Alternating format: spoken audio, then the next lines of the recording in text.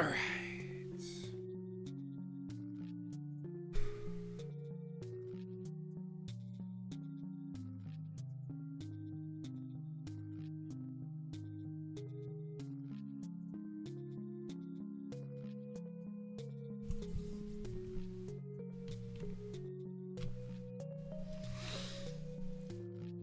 Oh.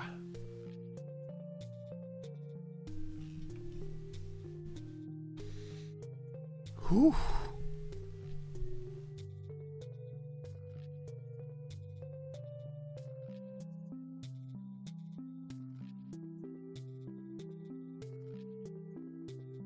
Yeah, stretching my legs. Oh, stretching my legs.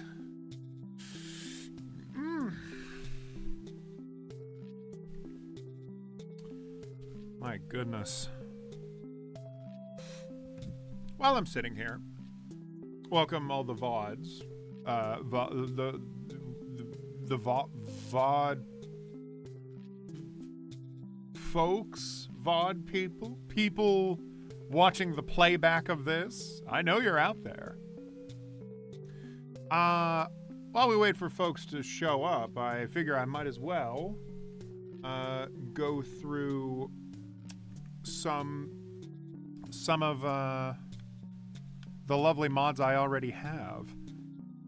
The Recompiled project has just been so fucking cool.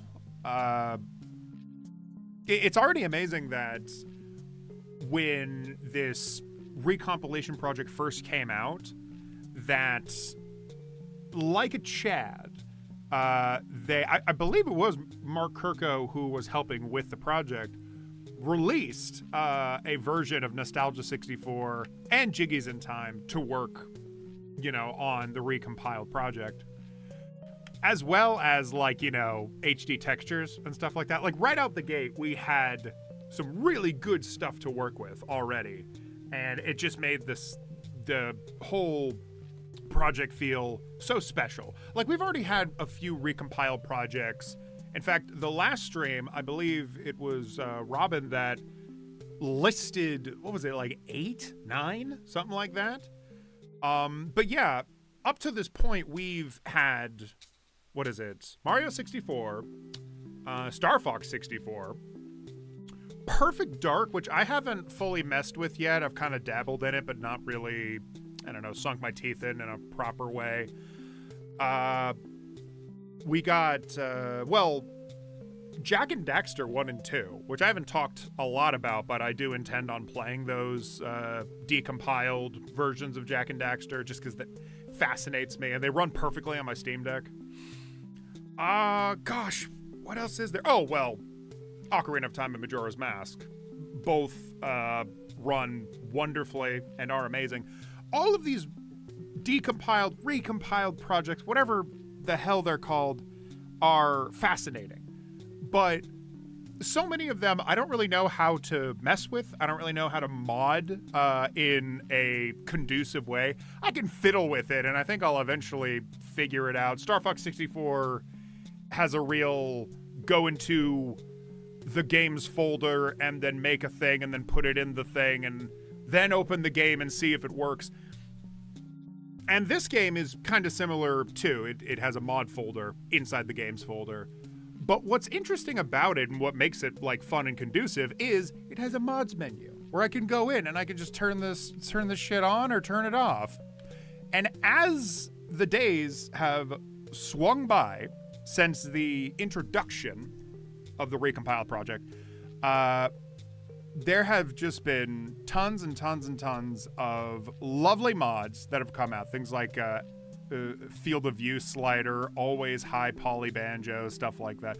The Tui jiggy animation, which I'm a very pedantic little big baby boy.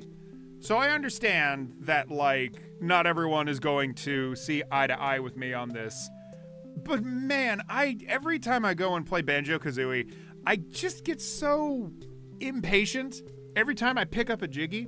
I grew up with Banjo-Tooie. I loved the ease of just getting a jiggy and moving on, And to bring that to the fucking...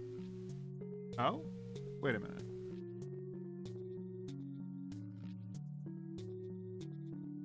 Yeah. Right?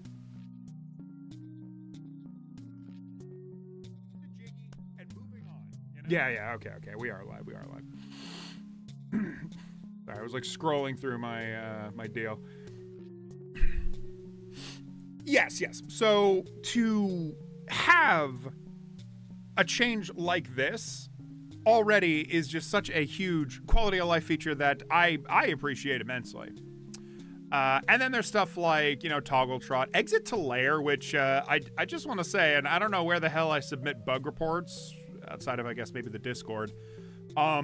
This shit's great and really handy, but on Nostalgia 64, wherever the hell that is. Yeah, on Nostalgia 64, this shit breaks like crazy. I'll like exit a level and I'm hoping to just exit back to the lair and it'll like plop me in like some corner of the map with like half of the shit not even loaded, so I'm just trapped there and I have to leave. Hey Wub, what's good? I'm just ranting and raving as I wait for folks to show up. Looking through my mod pack of all my individual little mods. Oh, one thing that's like insane about this is, or at least insane to me, somebody modded in an expansion of the game's RAM, which I don't even fully know what that means. Hey, Artful, what's good? I don't quite understand what that means, but it apparently means that you can really overhaul the game in a technical way, like extending the draw distance of actors, collectibles, scenery, stuff like that. In the original game, at a certain point, the draw distance just kind of stops, and if most of the time you're not even going to notice it, but when you start turning on things like an FOV slider, you do start to notice, and it does look a bit crummy. Having all these things together, an expansion pack, extended draw distance, stuff like that, it makes the whole map look so much bigger, more vibrant. All these things are on and the game's not crashing and stuff. I also feel like ranting, but I already did that at the server a week ago. Ranting about this. Been playing Dragon's Dogma first time. I hear Dragon's Dogma is good. Do you not like it though? Would that be what the rant is? But yeah, for today in our list of mods, we have Banjo Dreamie, which I'm going to select on a different menu.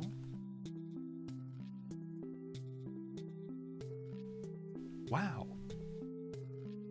Doing good. How about you? I'm doing all right. I was doing a whole lot of work last week and I had absolutely no time to do a stream, but I really, really wanted to. So here we are.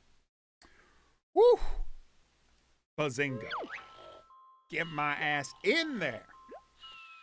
Banjo Dreamie. Now, for some context, to people that maybe don't know, Banjo Dreamie is a Banjo-Kazooie mod, but more importantly, it's the first big major mod. It was not made by Mark Kirko, I don't think. I don't know that for sure, but it's never in his list of games he's worked on. I think his big major game had to be a Jiggy in Time. But this game is kind of famous for that reason, for being this huge thing. It has 200 collectibles, 9 worlds, stuff like that.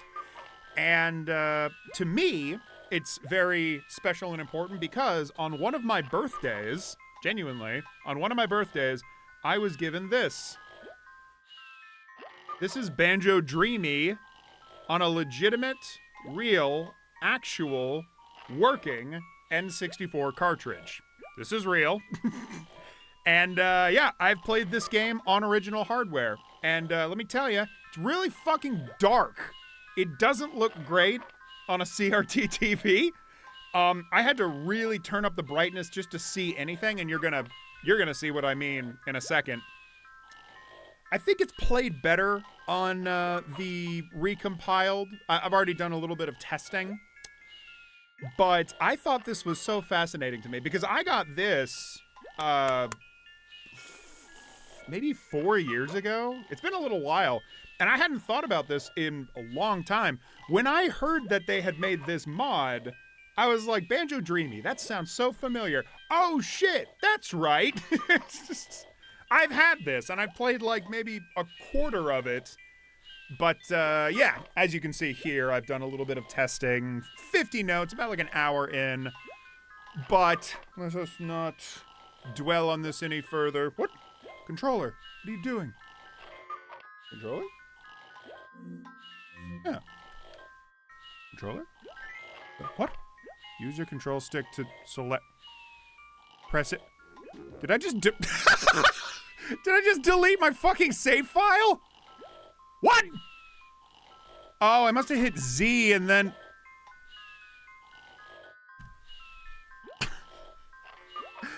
Well, fine. Whatever. All right? Whatever. I was only an hour in. Who cares? Shit.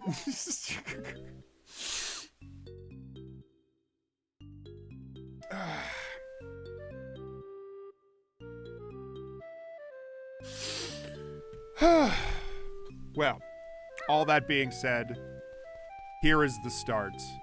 Here it is. It's real. This sure does look like a mod, doesn't it? This is like... What is this? Is the game fighting back again? No, it isn't. I just deleted my save file, but that's okay. Who cares? Oh, my jump is terrible. My jump is... This is not...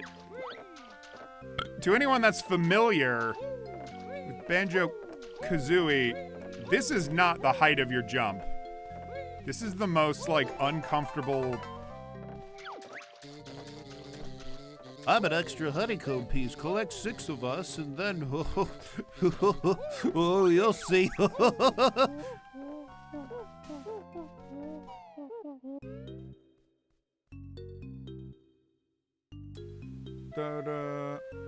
Rant about how annoyingly unclear on how to get into game dev. Yeah.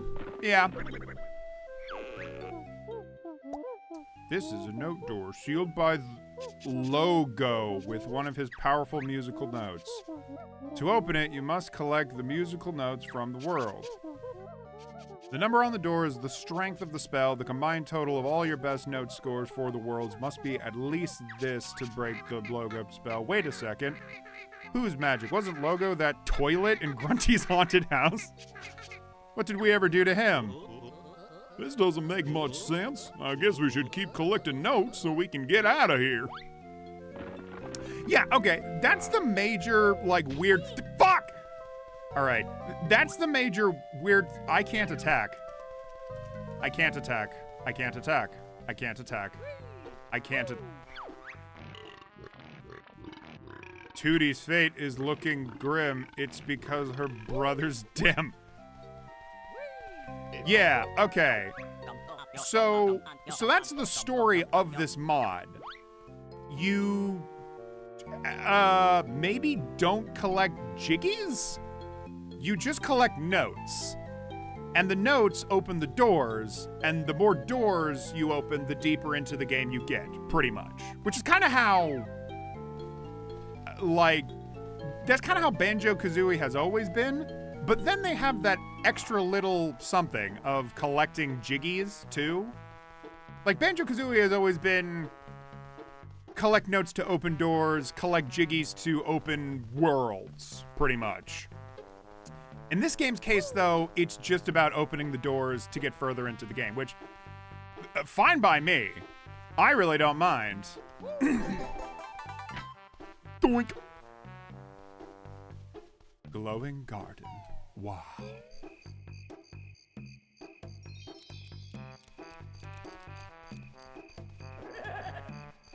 Okay. So right off the bat, we can't We fucking can't. Okay, so this is something else I remember about this game is your jump is the shittiest little jump ever. But if memory serves, this is not forever. Shit. Okay. It's crazy because when you play any other like Banjo mod, or if you're playing like Mark Kirko's mods, they give you all of Banjo's moves, right? Like you get me? Like when you play Banjo-Kazooie, you go through a tutorial at the beginning of the game. And then once the tutorial's over, that's it. You have all of Banjo's moves. This mod, like, drip feeds you all of his moves. And I mean all of his moves. You start out with a terrible jump. You get that later. I literally can't attack. I'm hitting the attack button, and it's doing nothing. Banjo would ordinarily, like, swing his fists or roll or jump in the air and attack his Kazooie. So this is an interesting situation I'm in right now. Because these goofy little guys can very easily fuck me up because I can't fight back. So and so it's an interesting little bit of game design where they have disempowered you so much. And I can't tell if this is like annoying or good.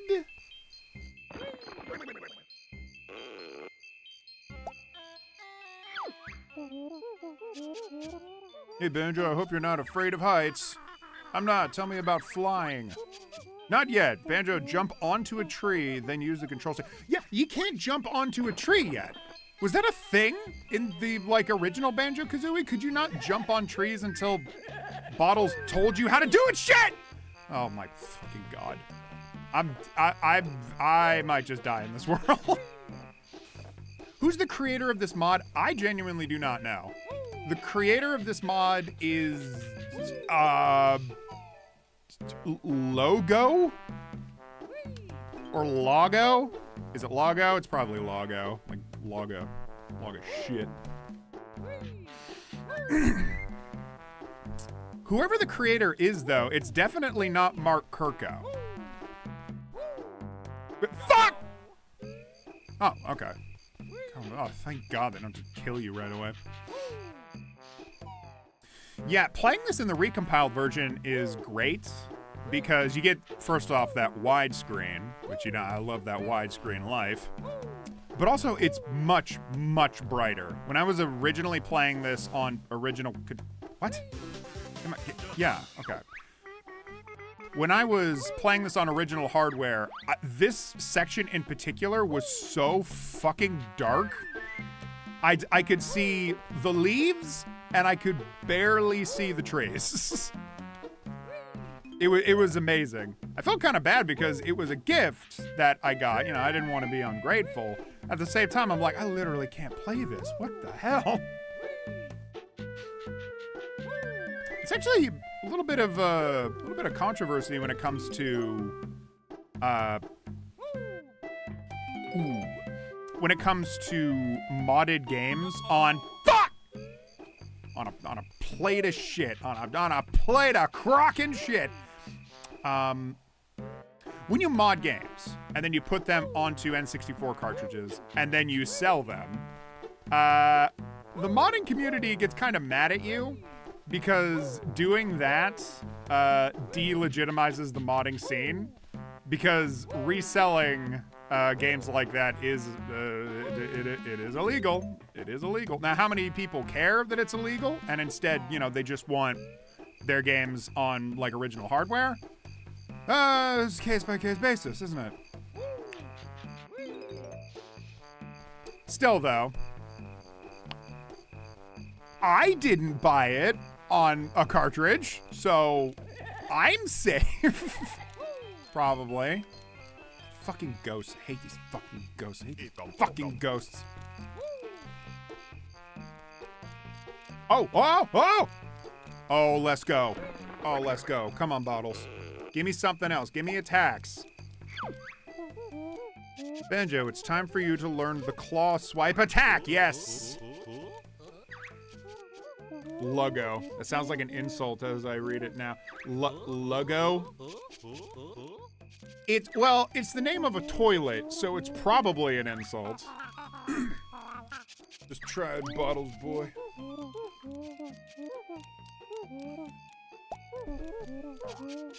Yeah, okay, I remember this. Shit! Shit! The way it was positioned, I couldn't reach it. Thank God that doesn't hurt you, though. Could you imagine just dying on the, like, learn to attack tutorial? Oh.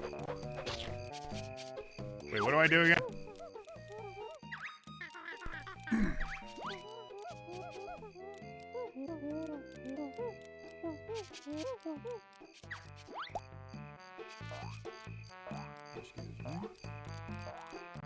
The demon. Oh, shit.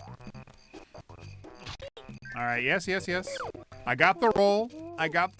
Give me the peck. I know it's coming. Stop rolling. I feel a rumbly in my tumbly. Oh, you make me do it 2 times. Okay. See, when I rolled that first time, that was just kind of a fluke. Doing it the second time? Ooh, that had intent. Jump and press B in the air. All right. Did you just call me a cobbly wobble? What? Can you run that by me again, Bottles? A cobbly wobble? A cobble wobble? Is this like a British term I'm unclear on?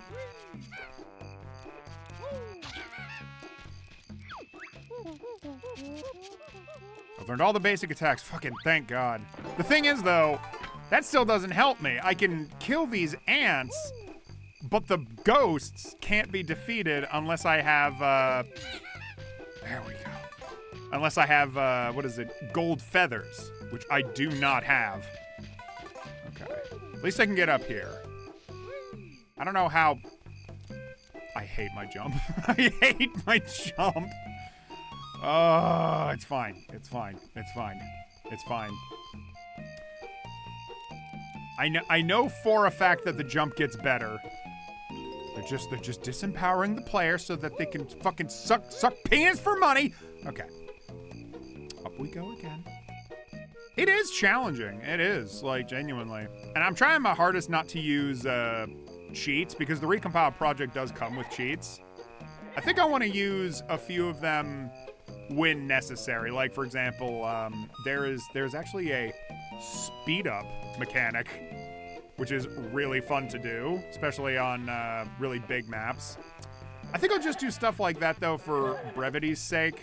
You know, like when I want to get away from a ghost, or if I have to get from, like, one side of a really long map to another. Can I climb this? I can climb this, right? Yes, I can climb this. Okay, thank God. Fuck.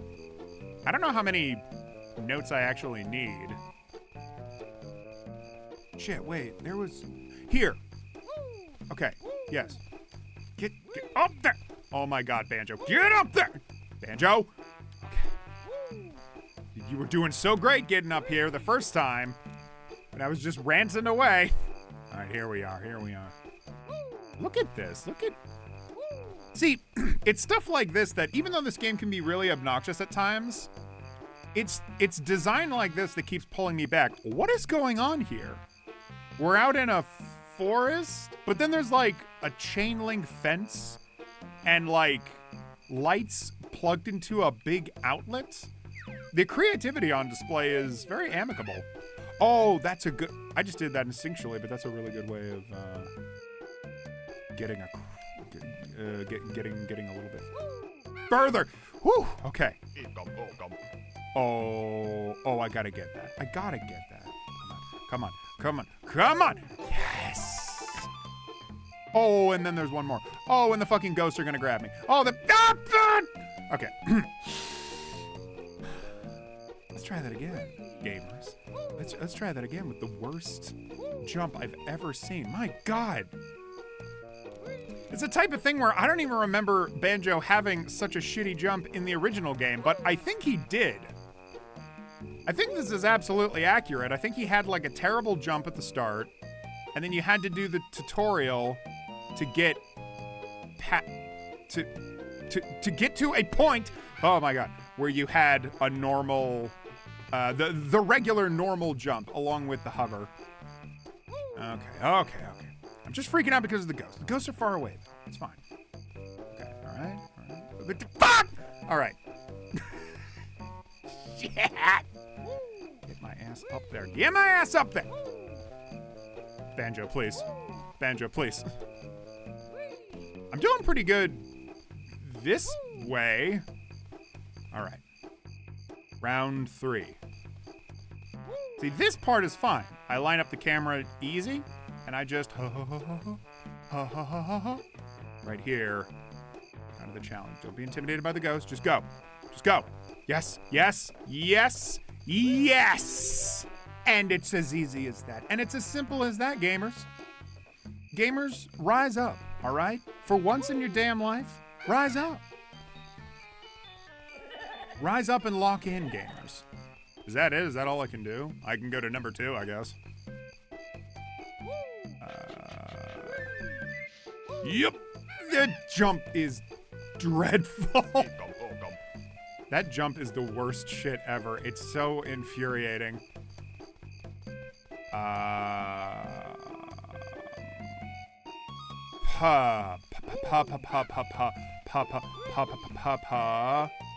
Wait, I'm having a moment. I'm having a brain blast. I'm having a meltdown. Okay. Right. I'm not gonna make it from there. No, this is a stupid idea. No. Am I gonna make it from there? There is no fucking way. God, it felt like I was gonna make it. I don't want to run all the way back up. No, okay, that's good. How many do I have? 14. That's great. Let's. I'm gonna move on. Oh, but wait, door. Oh, there, 15. Boom, got him. That's all I needed. I just need 15. That's it. I'm out of here. I still have forgotten how much. Shit! I still have forgotten how much. I actually need to move on. Would you please, Banjo? Oh my goodness. Oh, 7. I have like more than double. Oh, hey, he's back. Hey, what's good? Apps, grapes, oranges, banana. Welcome to Banjo Dreamie, the first ever major Banjo-Kazooie mod with the worst jump in the world. But that's okay, because, you know, I'm just dealing with it. Banjo's just a little boy, and he's got little boy legs, you know? I want to get them big and strong, so we're just going to keep jumping his ass around until he finally stops fucking around and does a good job. 21? Okay. I'll go fuck myself, right, Banjo? Yeah, go fuck yourself. Ooh. Okay, yes. Get me up. Knew it. I knew there was a climby. I despise this jump more than anything. I have never been more frustrated at the fact I can't jump. Okay. Am I okay? I'm okay. It's just, oh my goodness. It's a hell of a thing when you've been playing Banjo-Kazooie for a very long time to be disempowered in this way. It's very bizarre. Ooh, do I get to learn how to fly? This is a flying disc, yeah. You have to find my molehill before you can use it. You'll have to find my mole holes in order to talk to me. Ooh, gold. Can I? Of course not. Of course not. I can't even do my really big jump, my god. I'm so fucking useless. There's some pretty big jumps. I mean, like, surely they're gonna teach me eventually. Shit. Oh, that's gotta be it. Yeah, okay. Okay, all right, gamers. Okay, all right. Oh!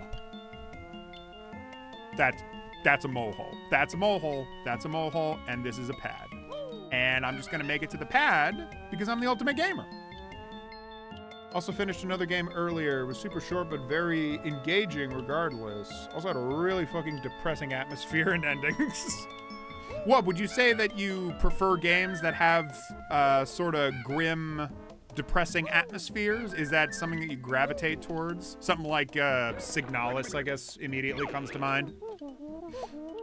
Your jump could do with some help. Yep, we're on the same wavelength, Bottles. See, this is what I like about you.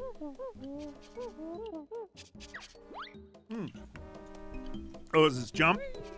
And, well, that wasn't the glide, but come on, Feathers, you can give him a hand. Okay, yes. But I'll look silly. It looks silly, Kazooie. Aw, that didn't look silly at all. Come on, Kazooie. Not until you learn this one. First, you must stand like this. Stand like what, Bottles? You didn't do anything. Was there supposed to be an animation for that? Hold Z, then press A for the mighty flap flip. Like, it's this. This is called the flap flip jump. That is news to me. Oh, I love depressing games. Oh, dude. Dick's out in the chat for depressing games. Hell yeah. What's everyone's favorite depressing game? I'd really have to think about this because I don't much care for depressing games outside of, like, I don't know, select few. I don't know, man. Life is depressing enough. I don't need games. There we go. I am an absolute cuteness connoisseur. I love cute shit, man. Life is rough enough as is. I want my cutesy stuff to keep me going. I don't know what the Mumbo tokens do, but they're there, so like surely they do something. Like maybe I transform in this game? Into what? I don't know. Can I make this jump? I cannot make this jump. There's no way. No, that's ridiculous. No. I can probably make it when I can use this jump pad. Bounce pad. Bounce pad. Ooh, speak of the bounce pad. 100%. Lisa the Painful is my SpongeBob SquarePants? What? This might sound stereotypical, but as a Polish person, we do have this strange pull towards grim games. It's in the culture. Feels close to home for me and others. Oh, I see. Is that like, is it very grim in Poland? Banjo, what are you doing? What on earth are you doing? I do remember watching a video of, I believe it was a Russian gentleman, talking about how playing, well, to finish my thought first, before I unpack whatever this room is, there was a video about a Russian man talking about the Fallout series and how playing games that are like post-apocalyptic and really grim about their post-apocalypticness is very popular for Russia because they, you know, perhaps you've heard shit's really gone downhill since the USSR, and dudes are working through a lot of shit. So they find it very relatable going through a post-apocalyptic storyline. And in that sense, I can understand that. That being said, the fuck is this? Shit! What is this? Am I supposed to, like, is there anything I can do with this grave? Oh, there's gotta be something behind it. Come on, give me something. What? Nothing? There's not even anything at the top. What is the point of this room? Oh. There's one note. That is absolutely not worth it.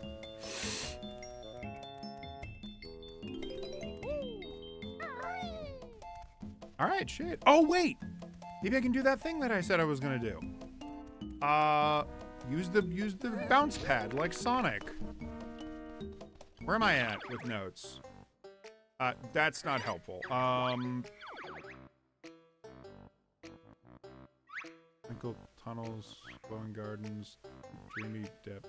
Oh, shit. There it was. I was literally looking for the game total. 20. Okay, I needed 21? Yes. It was 21. I'm pretty damn sure it was 21. Wonderman. There's a common meme on the web. What if a football match between Mexico and Poland was broadcast on Netflix, and the image was a football field? One side was yellow and the other side gray and lifeless. I get it. Oh shit! Well, that's okay. I can circle back.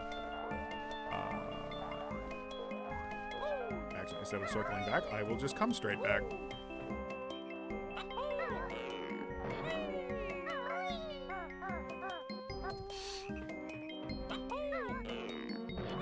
God, what is a depressing game that I like, though? I guess, like, well, recently I've been hella obsessed with Silent Hill F, which seems to, like, just be depressing all over. I weirdly don't think too hard about the fact it's depressing, though, because I'm very attached to sucking ass. I'm really attached to the mystery element of it. So the reason I like Silent Hill F has little to do with it being depressing, and it has more to do with being, like, a mysterious game. I love me a good mystery.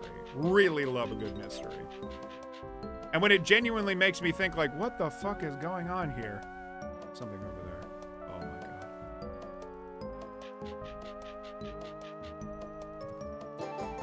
god. Ooh, man, my main mission is just to get all these. I want my health to be really high because I'm getting my ass kicked in this game. I'll elaborate. Depressing games like SpongeBob was a near... Wait, you've already confused me. Depressing games like SpongeBob has a near universal and ingrained pull on the psyche of myself and quite a few of my generations. Oh, much like how SpongeBob has a universal and ingrained pull on the psyche of Minnie, you know, it's like... A lot of people know what SpongeBob is. A lot of people know the memes and everything. Like, it's a universally recognized piece of history. Okay. In that same way, for you, depressing games just hook ya. I understand. Woo. I think to me, I get really attached to games with a good mystery, games with a good... Fuck. Can I just walk around here? Wait, absolutely not. No. Can I... Okay. Games with a good mystery, games with a good story. If their main selling point is being depressing, then I'm like, okay, all right, I don't care then. That is part of the reason why I'm really meh about Evangelion.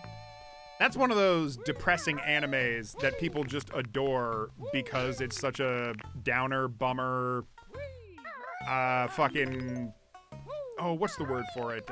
Nihilistic fiction. To me, it's like, yeah, it's a really popular thing, but, like, no, I do not like it. I don't care for it one bit. It's gonna be really annoying because it's ingrained in, much like SpongeBob, it's ingrained in our pop culture. So you see it fucking everywhere. Is this the end of the line? End of the track? I don't know why I'm collecting all these feathers. I still can't fly. Oh, I'm going to die. Uh-oh. Bazoink. It's reasons like that why I was so glad people started to turn their backs on Rick and Morty. Because that's another piece of nihilistic fiction that got super popular. But what I hated about that was everyone said it was funny. I watched that shit when I had literal, like, clinical depression.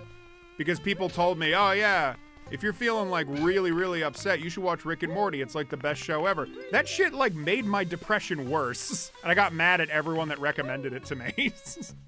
So I got some personal history with that show. But, yeah, lately, people have really been turning their backs on Rick and Morty, which I could care less whether or not that show is successful, frankly. Can I please get some health? Frogs, help me out. Yes, good. Yes, okay. Careful, yes, okay, yes. Ah, there we are. Yep, I can't down. I can't ground pound either. Or beak bash? What's the funny, hilarious Banjo-Kazooie phraseology for the ground pound? Oh. Oh my god. Oh my god. But motherfucker! There we go. Okay. We're back. We're good. We're good.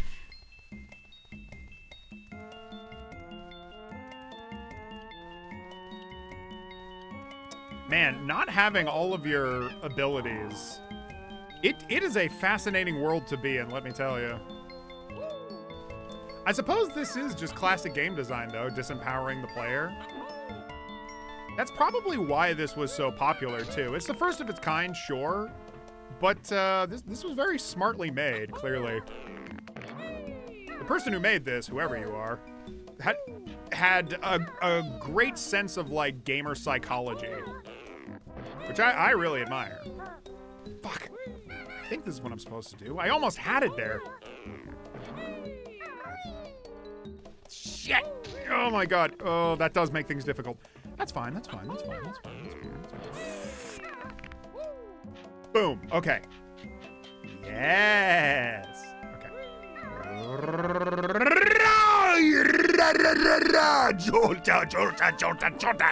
Okay. Gia, done. Fuck! I love when I miss a jump in the gamer world.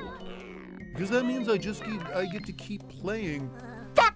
I get to keep playing my favorite video game, Banjo Dreamie, for the Nintendo 64! Okay. I swear you're supposed to be... You're... As soon as I, like, attach, I get really, like, okay, pause now. All right, I got everything. I didn't even need to go up there again. Oh, no, that's not what I'm supposed to do. Or if it is what I'm supposed to do, I don't fucking, I don't understand how. Is that it? Can I just, is that? My game total's definitely more than 21 because I was just one note away.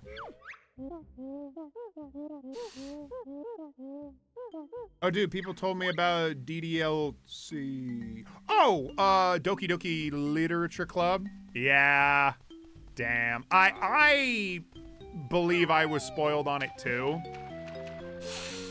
Though I will say, it's amazingly hard to not spoil yourself on that game, especially at the height of its popularity. I feel, like, happy for all the people that did end up playing it for the first time. Perhaps a friend tricked them, and they were genuinely caught off guard. Because something very intelligent about Doki Doki Literature Club's design is that it takes a long ass time to finally get to, like, the big twists of the game. So for the longest time, you almost think like, okay, this is just, this is just some, like, trite dating sim, and then that's it. That's all this game has. And then the other shoe drops in Act, like, 2.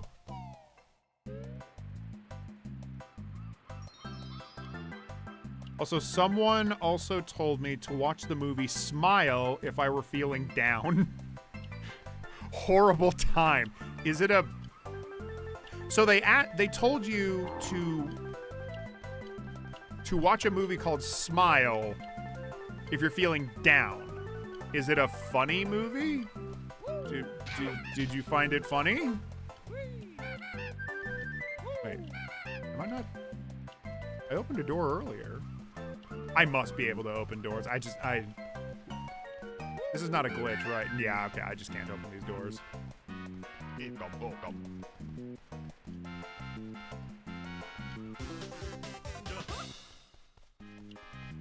This... Where the fuck am I? What is this shit? This is reminding me of a Duke Nukem expansion pack. Look at this shit. Wow. Okay. Houses, is that a bathroom? Damn. I like this. I like this shit. I like this shit. Fuck you. Okay. Okay. Okay. Okay. I like this beach resort. I'm not much of a beach person IRL, but video game beaches, hell yeah. Give me that good. It's one of the most haunting horror movies of this decade. It's called Smile? Wait, is this the movie where you... Oh, what is it? Is this the movie that has like the smile thing? Where like a demon possesses you and then you have like this weird smile? Is that the movie I'm thinking of? Shit. Oh my gosh. I'm loving the creativity on display. Yeah, it's just straight up, it's a toilet. Boy, girl, oh wow. This is so cute. Oh shit. Oh shit. Whoa. Whoa, volcano. Oh man. Wait a minute. I know what that is. I know what that shit is. Bottles, you can't hide from me. Come here. Come here, bitch. Come here, bitch. I know you. I see you a mile away. Come here, yeah.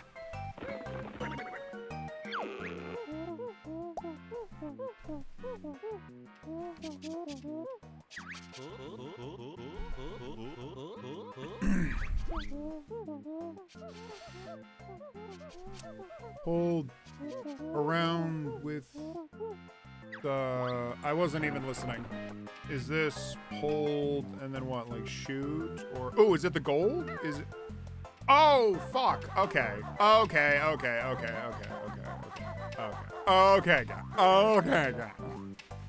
right, gamers. Okay. I hate these fucking... What do you call them? Oysters? I hate them because they steal your ammo. It's like, Jesus. Isn't it bad enough you're stealing my health? You can also, like, steal my shit? My feathers? What are the Mumbo tokens for? What do they do? When is Mumbo gonna show up in this game?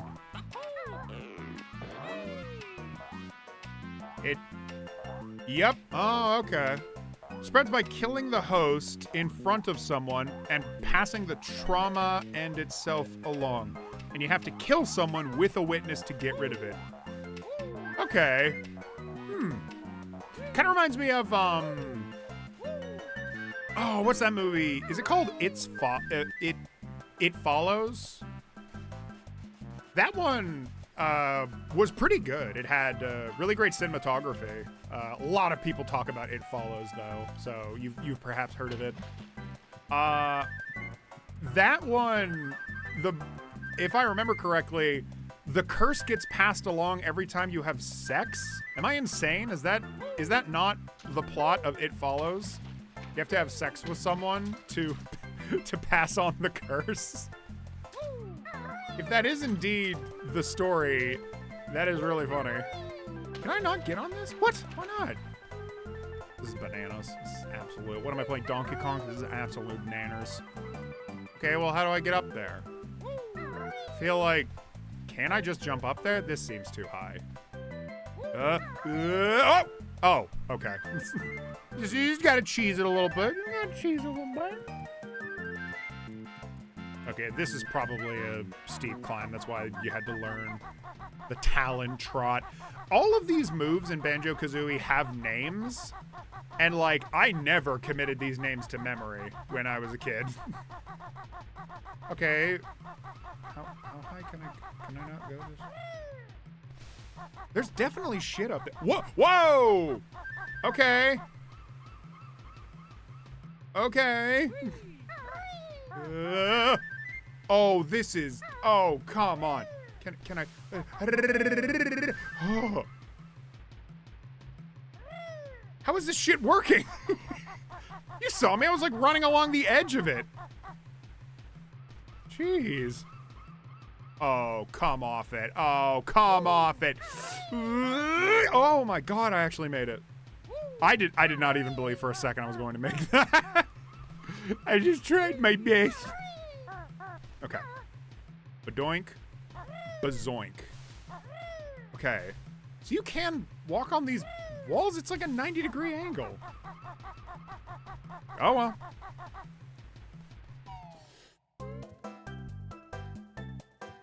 I think it's a commentary on like HIV or genetic stuff, hereditary fears. Oh, shit.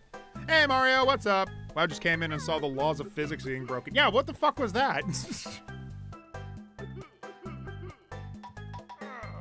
Someone crying in here? Oh. Hello. Oh, landlubbers, it's been quite some time since ye visited old Captain Blubber. We've been busy. Why are you crying this time? Alas, all me business ventures have sunk into Davy Jones' locker. I've hit rock bottom. Yeah, it must be a hard life up here in the VIP volcano jacuzzi. What can we do? Arg, nothing. I think I'll just stay here for a while. You two can have me last 5 notes. Thanks, I guess. We'll see you later. Is his entire purpose in this game just to cry? Yep. Sure is.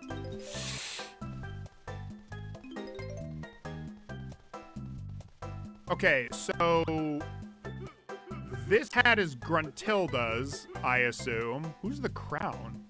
That's supposed to be like K. Rool's crown or something? Did they model this? Oh, is it the Jinjo King's crown? Was that a thing?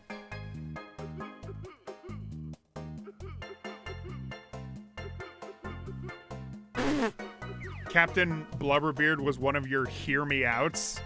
Yeah? Yeah? Sure, I'll hear you out. Go on. Explain. Oh my god. Is that like a golden back? It's a golden backpack. Yep. Good. Ukulele, look at that shit. Aw. Yeah, the remake of Ukulele, Replaylele, that shit's awesome. I was very happy with it. Can I get into the volcano? There must be a way. Maybe when I finally learn how to fucking fly. Get my ass down there. Ran up the volcano like a Skyrim horse. Yeah, that's what I was thinking. Finally have a day off tomorrow after working a whole week straight. Oh, that was... Same thing. Same thing. I was working a whole week straight. I basically went to my part-timer, 8 hours, driving 30 there, 30 back, came home, laid around, went to sleep. Yeah, it was the whole shebang. It's not what... Now, let me be clear here, because this sounds really, really privileged of me. I usually work my part-time job 3 days out of the week. So the reason it feels like weird to me is just because I'm not used to it. I know that this ain't shit, and most people have it much worse than me, right? I'm just saying, I'm not used to it. So it made me feel extra exhausted. My heart goes out, my heart and prayers go out to every single person that works a 9-to-5 job. Because believe you me, I mean, I've also worked a 9-to-5 job. So I know. Fuck you, snackers. Fuck you, snackers. Oh, shit! Fuck you, snackers! Oh! I love the speed up.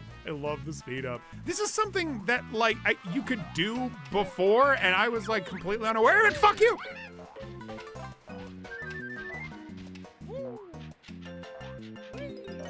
But this is what I've been talking about for years now. I've been saying, oh, if they're going to do a remake of Banjo-Kazooie, or if they're going to do a port, or if they're going to do an original Banjo-Kazooie game, they have got to make the movement speed faster. As a kid, we all did this. We did this because Banjo moves too fucking slow. And this was how we got around everywhere, right? That's not good enough, though. You know, like, the Talon Trot has to be interrupted at times. You know, you have to jump and you have to hover and you have to, like, attack and stuff like that. It's just unintuitive. Now, is this the proper solution? Driving Banjo around like a fucking car? Maybe not. Maybe this is not the solution. This is a cheat, you know, obviously. However, it brings up an amazing point that playing Banjo-Kazooie with the speed, like, heightened to ludicrous degrees, it doesn't ruin the experience all that much. If anything, it makes it way more fun. Because you're, like, speeding through some of these jiggies. Now, it does break some of the puzzles where you have to, you know, do a race. Because obviously you're moving way faster than any of the enemies could possibly move in this game. That's the part where it's a cheat.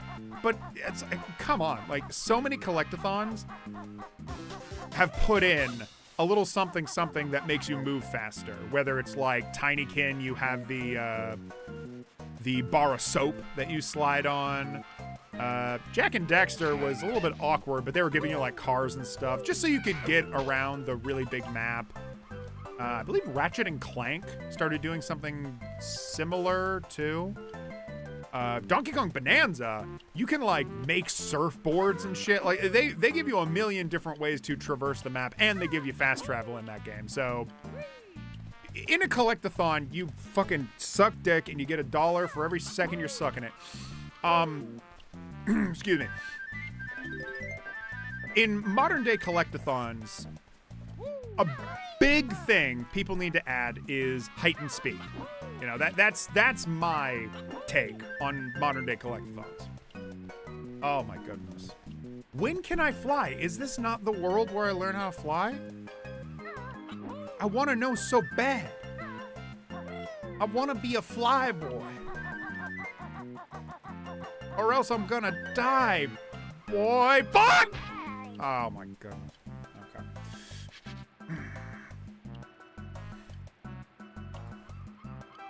King K. Rule Creme. Well, if you take him to therapy and get to know him, you have a stable living condition and a sweetheart with a boatload of treasure. Aw. Also, nice hugs. Aw. Bonanza DK feels faster than Frontiers Sonic for some reason. It's nuts. Really? I haven't played Frontiers in a while. I remembered liking that game. What's the consensus on Frontiers? Do we like it? Is that a good game? I love Bonanza. Love Bonanza. My God, I'm so fucking upset that I don't have a Switch 2 just for Bonanza. Like, honestly, there's a lot of games that have come out for, well, I shouldn't say a lot. The games for Switch 2, they're starting to finally come out, you know, the games that you want, the games that really matter. They're coming out, they're looking great. We have Metroid Prime 4, which I've heard is divisive.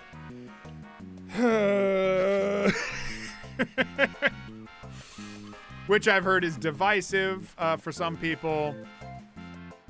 But overall, it seems to be a good experience. Donkey Kong Bonanza, you know, I'm a huge Donkey Kong guy, and I love it. I love it, love it, love it. I've played the entire story campaign, and I think it's fucking fantastic. Discord you? Okay. After the stream is over, okay. So my extra hours accommodated my life. Would you be on the lookout for more commission work? Oh, shit, I missed that. Yes, but we will talk. We will talk. Because I'm working quite a bit this month on commission stuff. Still, though, I should also have time. I like both games. Okay.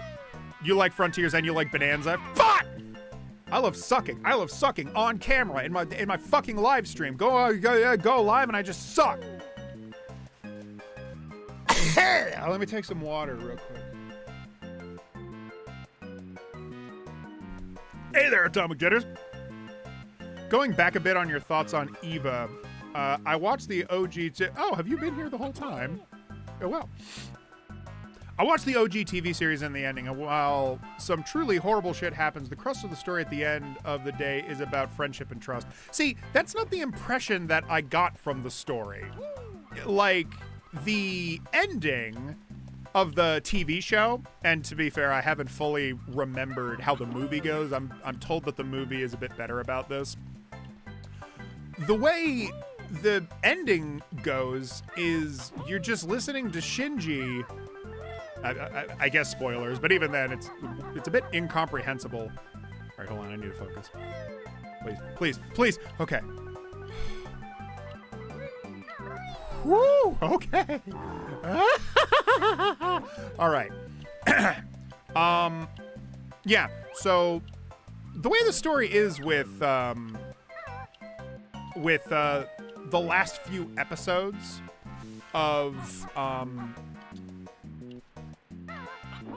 Evangelion is you're just kind of listening to Shinji like have a meltdown inside of his brain, and then he comes to something of a conclusion where he feels that he needs to be taking care of himself better, which is, that's a good sentiment, and I absolutely agree. I do remember meditating on that little tidbit when I first watched it, so that's good. Oh, come off it. What? Are you taking the fucking piss? Good. Oh! Okay, good. Oh. All right. I'm not gonna learn how to fly. They would put a pad here. What am I gonna learn? Fancy learning to swim underwater? Okay. All right. Okay. Objection! Welcome, Aiden Cooper.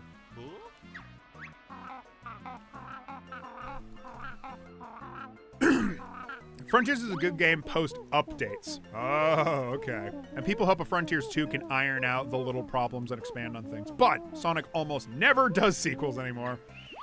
Well, no. Aren't they doing a sequel to Who Killed Sonic? The visual novel? I swear I saw something in like a Nintendo Direct or whatever of Sonic. It's a like noir setting, and the people are all like, oh, there's a mystery going on or whatever.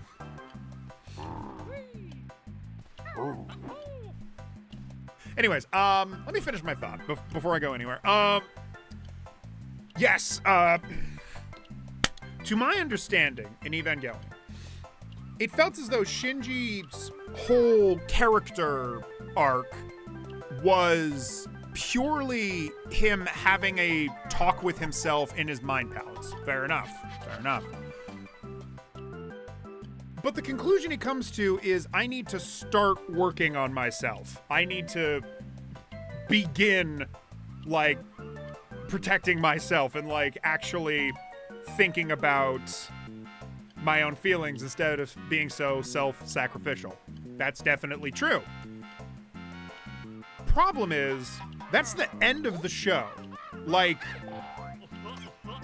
the thing that bothers me so much about Evangelion is that people tout that it has that it's a very deep narrative talking about really heavy subjects. I don't want to keep hearing Kazooie smack me in the head while I talk. That talks about very heavy subjects and whatnot. And what I don't like about it is that Evangelion doesn't have solutions. It just has questions. It's not saying anything. It's asking. It's like, Should we be exploiting children for war? No. Should we be relying on the expansion of technology if it comes at the sacrifice of the people?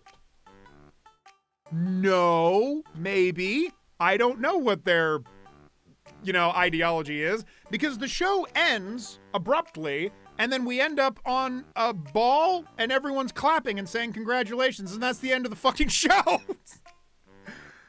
The movies, at least are directed better, and they had more of a budget. People already know at this point Evangelion ended abruptly because they ran out of money. But so did Berserk. Berserk didn't have enough money to continue on in a real way, but it still ended in a way that felt like it bookended the first episode all the way to the last, right? The first Berserk anime is the entire backstory for our main character, Guts. And if you read the manga, watching that anime is a nice condensed storyline of his everything, why he wants revenge, who the main bad guy is, yada, yada, yada. So if you watch that whole anime and then go read the book, you've gotten a lot of great context for it. It's supplemental. And Berserk says a lot of things after the anime. If anything, the Berserk anime tells you, hey, go read the manga, right? Here's the setup. Now go see the rest of the story. See what the story has to tell. And unlike Evangelion, Berserk actually answers some of these questions. It keeps going. It shows characters improving over time. Slowly, it is still a grim, dark story, but I'm seeing these characters change in ways that are meaningful, and that is what I do not get from Evangelion. And here's the deal. That's fine. It's fine that Evangelion is a show that I just kind of don't like that much, because it doesn't, to me, I don't see it really addressing these issues in a strong, bold way. I'm not hearing strong opinions. I'm not hearing more to the subject besides, I need to fix myself. I need to fix my life, I want them to go further. I want the story to go further. And it kind of doesn't for me. And that's fine. That's fine. There's a million shows out there that are great. There's a million pieces of fiction that are great. What makes me angry is that people insist to me that Evangelion's great. It's great. They do a great job. It's impossible to describe how great it is. And I'm like, yeah. I'm with it when people say that Berserk is great. I understand that. I'm with you there. I get it. I guess it's just a matter of, I feel Evangelion's a bit too overhyped for what it's giving me. And that's is what it is what it is. Can I just walk on this? Do I even need I don't even need the talon trot. Why am I such a goddamn pedantic little you-know-what? Are you gonna blow up on me if I'm at the edge here? I'm very low in health.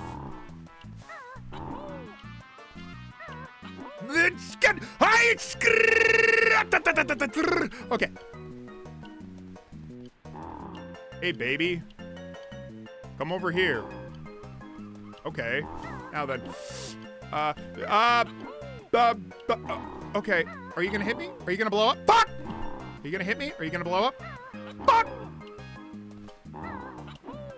Oh, the Sonic thing is a podcast? A Sonic podcast? Is it any good? Has it happened yet? Oh! Yeah! And with that, my health has been restored. Mamma mia. To be honest, I've watched some videos that dissect the show and went into the vagueness. And it did clarify a lot. Okay. Even just animation-wise, it is something I behold. Cinematic quality as a TV series is kind of nuts. What I will appreciate about Evangelion is that for the budget and scope, it really went crazy with the art and animation. Absolutely. It feels like the director, I have faults with him, absolutely, when it comes to, like, storytelling. But to me, like, I think he went really, like, artistic, and he had this whole vision of, like, you know, I want to make something really memorable. I want to make something striking. It's not just going to be some old anime. This is going to be hella memorable. And I can say the same exact thing about the director for Cowboy Bebop, the director of Fooly Cooly, the director of Mob Psycho, the director of Berserk. I can say this about a lot of directors, you know? I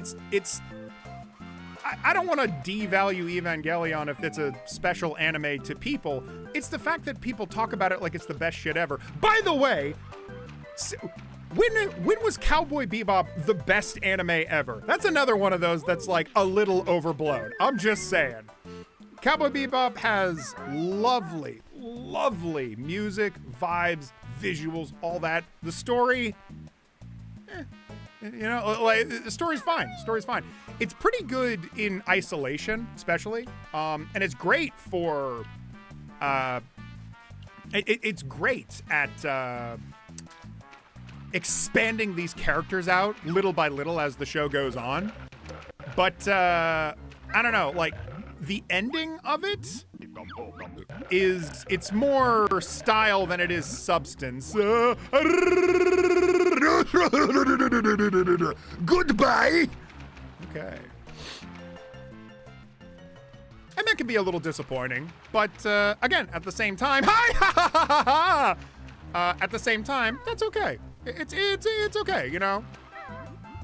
I think we should look at something like Cowboy Bebop and appreciate it for all the things it does right, all the things it does right, all the things it does right. Fuck! Okay. Get that note, get that note, get that note, get that note. Please! Please! Okay, shit! Okay, whoa! Why did I do that? Whatever, I don't care. I'm not asking any questions. Get my ass back on land. I only managed to buy 2 blame issues beforehand. Now, what is blame? I know I went on a little rant there. Let me, blah, blah, blah, blah, blah, blah. To be honest, I've watched some videos that, oh, yeah. Eva isn't the end, all be all, of course. Mob Psycho, was great. Loved both seasons. Yeah. Mob Psycho is my favorite anime. Because again, it felt like early on, it addressed its theme. Like immediately it addressed its theme. And then the rest of the show was it just pulling that theme out. Pulling it out, looking at all the organs, the veins, the vessels, the bloods. Looking at it all and really going into it. Dissecting it in a fascinating way. Mob Psycho is one of the few animes that genuinely got me thinking.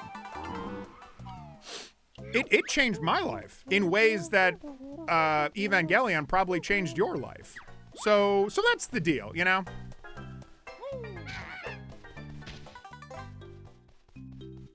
And I'm over here like, man, how come more people don't like Mob Psycho the way that I do? So it's a whole thing, you know. We all have our opinions, unfortunately. We're not a hive mind like in Iron Lungs. Ooh, who's seen Iron Lung? Who's seen Iron Lung? Huh? Any Iron Lung enjoyers? I saw it in theaters. It has a limited release in America, and it may not have a release outside of America, unfortunately. But anybody seen it? I really enjoyed it. I love me some cosmic horror. I think Mr. Markiplier did a wonderful job. I've already enjoyed his internet stories. I liked In Space with Markiplier. It was both funny and kind of compelling in ways. 78? Go fuck yourself. Oh, fuck! Hell yeah! Kick fucking ass! Get me in there! You seen it? It is good. I saw it today, actually. Woo! Mook Bear. Welcome. Yeah! Holy shit. I'm sorry. Yo! What? Yo, are you fucking serious? Are you serious right now? This looks as good as that Sly Cooper map. The Sly Cooper map that's in the snow, wherever that was. Canada? I don't know. Still though, yo, holy shit, I love this map. Ah, if you want to impress me, if you want to get on my good side, just put me in a snowy wasteland. Can I get down? Nope. Thus far, most faithful video game movie. Nintendo. You're next. Yeah, your move, Nintendo. Markiplier beat you to the punch. Also, by the way, no shit Markiplier beat fucking Nintendo to the punch. Nintendo is very much like, company first, whereas Mark very clearly had like a real vision after playing Iron Lung. It seems to be something that really captured his imagination, and he worked with David Szymanski to make it as good as they possibly could, and it shows.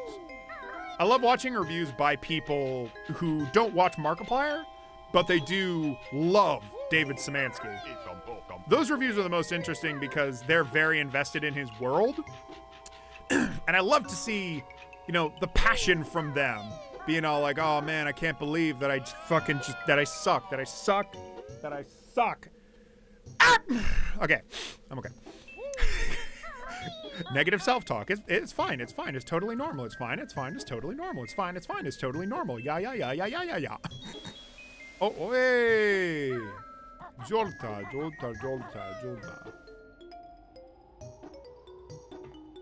I too like the Iron Lung movie. Well, today, I really opened up here. Oh, sorry. Storytelling's been really scary for me. I grew up being forced to read books I hated. I do kind of get that. School is really bad for that. It's a real, we want to get kids to read, right? But then they have no fucking clue what your interests are, and they don't really care. They're just like, I need to encourage you to read because that's good for your brain. Here you go. Read Pride and Prejudice. I don't know. Read fucking, Maniac McGee or whatever that book was called. Read The Chicken of Hoboken, Idaho, whatever. Like, shit that you're probably not going to be interested in at all. You might be interested in reading, but you just never get books that you like, so you never know if you like it or not. But as a kid, all you know is, I fucking hate reading. But it's just because you read shit that you don't like, right? It made me so bitter that I grew up passionate to write a story that avoids everything I hate about them. I'm not sure I'm doing a good thing because of that. Well, my hat in the ring, for that. I think it's good that you have motivation, right? Even if it's motivation based on something that you hate, right? However, I will also acknowledge your fears on that. You don't want to be too, let's say, pretentious. What am I looking at? Let me finish my thought real quick. You don't want to be too pretentious and be like, all these books that I don't like, they all were just bad books that were poorly written. I know how to write. I'll do like the best job ever. Because sometimes it's just a matter of taste. It's a matter of some people like stories written like this. You like stories written like this, right? So it's better when you're getting into writing, in my opinion. Maybe, people can dispute me on this. My thoughts on writing, in fact, Mario, you could jump in with this because you write. My thoughts on writing is to look at the things that you do like.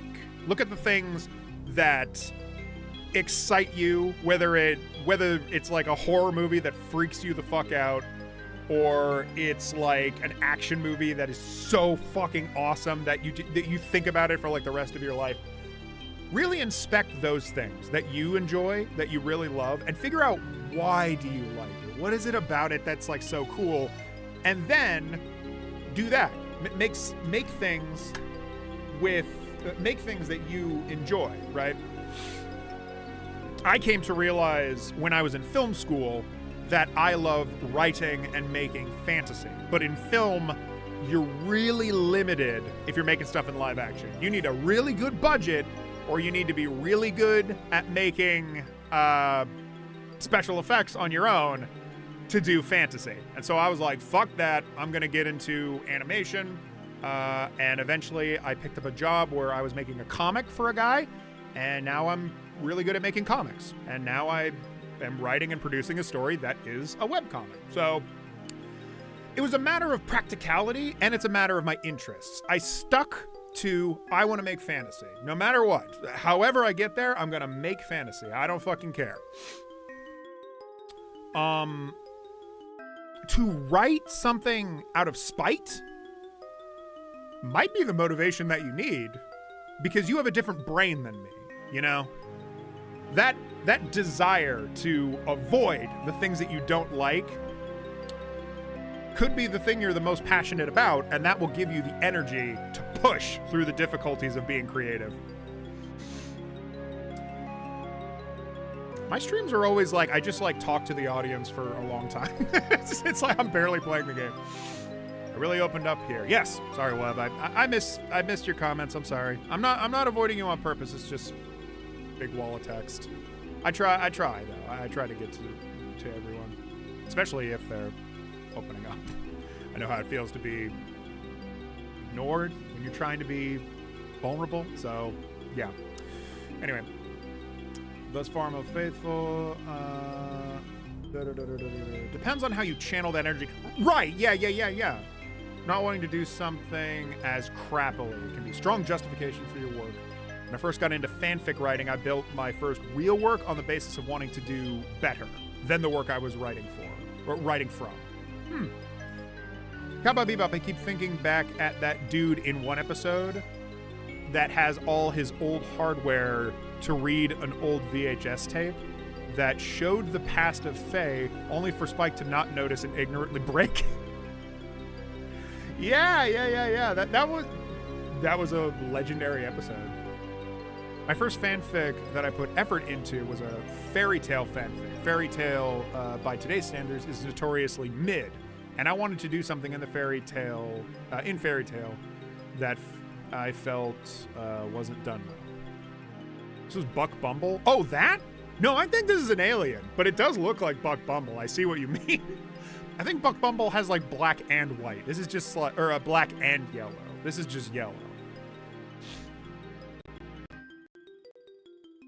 Do it more interestingly or stick to it. One of the things in question was how the creator of Fairy Tail did a poor job at portraying a summoner protagonist. In Fairy Tail alludes to the protagonist and the summoner, but over time she wrote her character's combat progression to be less summoner focused, and the idea of her being one was gone, lost potential. Yeah, I've read some really insufferable shit back in high school in particular. I would not wish it upon my worst enemy to read books like The Doll.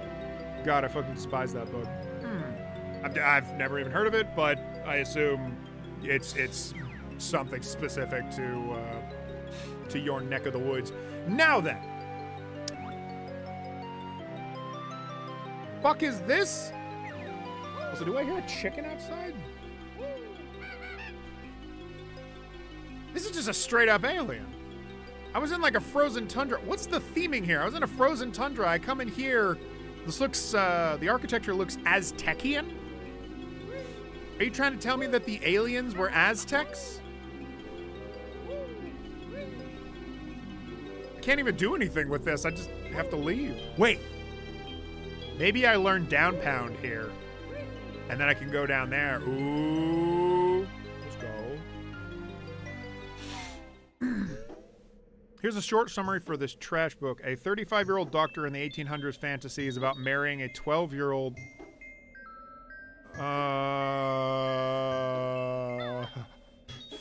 fantasizes about marrying a I don't like that story. I don't like that story at all. Okay. I hope he doesn't succeed. I hope he fails miserably. Okay.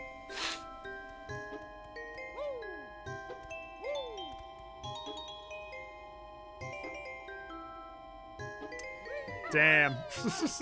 Sorry you had to read that entire book. God damn. Yeah, that does suck. That indisputably sucks. She developed.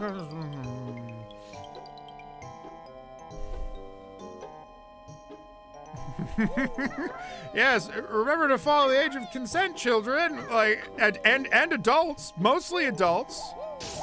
Don't be doing that. Nuh-uh, no. We don't need any more Epsteins in the world. Thank you very much. Well, I mean, in that case, Wub, I feel you're probably in a fine place, honestly, because I don't know if if you're interested in that kind of stuff, or if you want to write that. So, you know, maybe just avoid writing that, and you'll be fine. You'll be fine.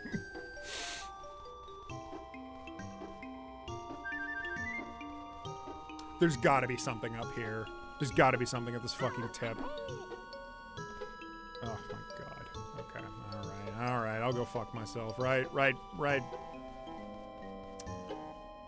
right, I'm gonna cheat a little bit.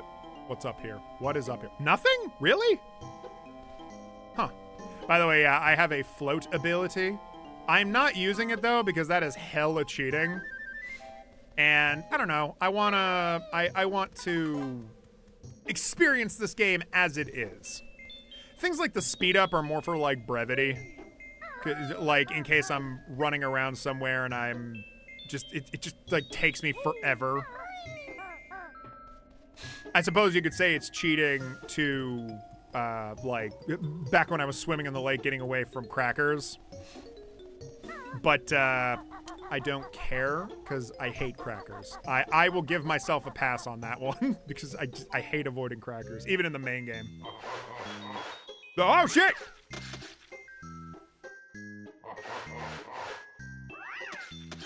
I shouldn't have actually seen that.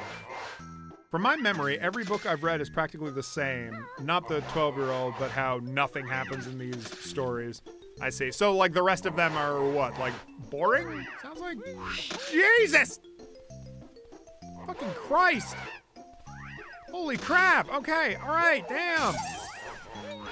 The camera's freaking out over here. Holy shit! Holy shit! Yo! Okay, alright! My god, there's like, what, there's like 5 of you? Alright, I'm behind a chair, they can't get me. Where am I? Whoa! There's a thing up there.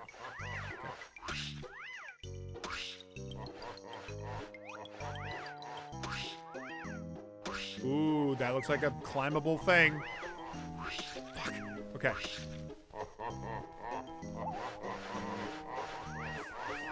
Shit! Do not get in the middle. Oh my god.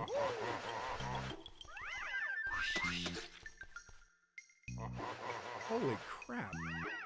Alright, there's nowhere I can go. I need to get that down pound. You can kill the shark and he'll be gone for good. Or gone for a good bit. Absolutely boring indeed. Okay, yeah.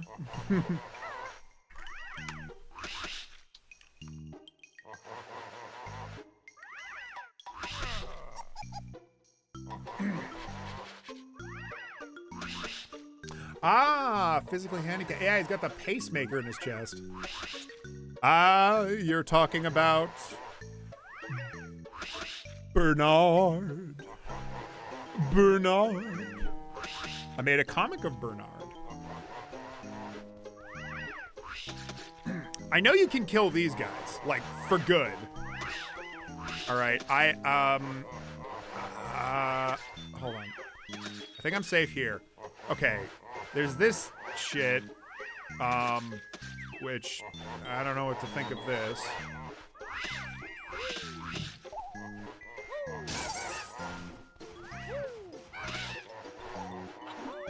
Can I get through? Oh my god! Okay. Okay,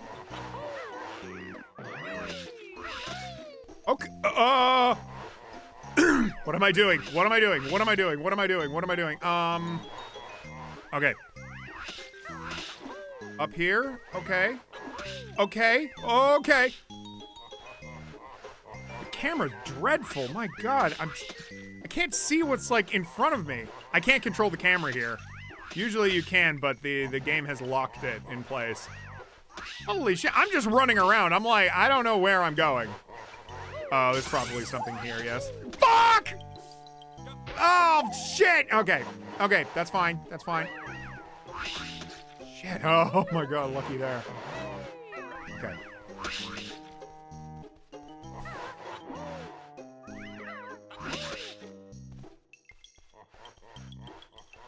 Okay, that goes nowhere.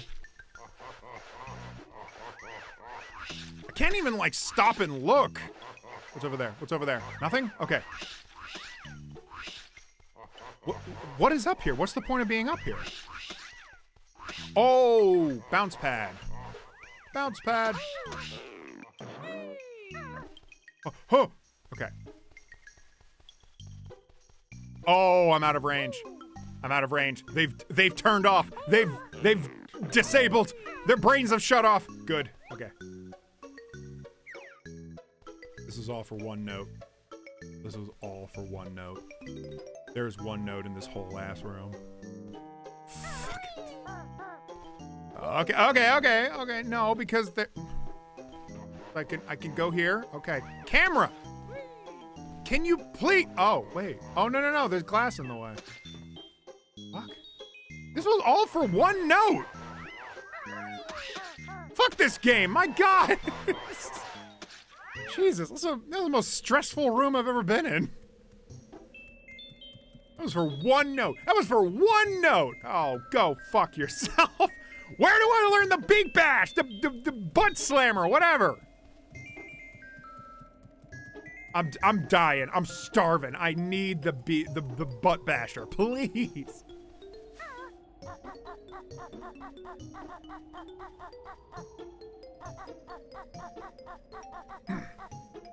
Either that or how the protagonist is a total doomer because they happen to live in the times my country was under control of Tsar Russia. Oh. I am familiar with those stories, the kind of like doomer Euro stories. You hear about it a lot in video games, actually. There's a lot of very depressing, what do you call it? Slav jank. A lot of those Slav jank games tend to have like very depressing narratives. Okay. That's okay. And I assume it's because they are just written by dudes who lived through that or whatever. And are, they're talking about their feelings, which is, there's nothing wrong with that, I suppose, but I can absolutely see how this is draining and depressing for people that do not relate to your situation. Oh, crap. Thank God. Okay. I hate those things. But okay. We're climbing this building. We're doing good. Do I want to get that? Yeah. Okay. Oh, I'm not going to make that. Fuck! Okay. That could have been worse. For whatever reason, that title, The Doll, reminded me of Tails' doll. Oh. Only one. Uno. Not dos. Not tres. Uno. Christ. 4 and a big ice cube. It makes little sense to him being the frontline fighter and opts to use his pets. Yeah, no. I like Bernard, the way you've explained him.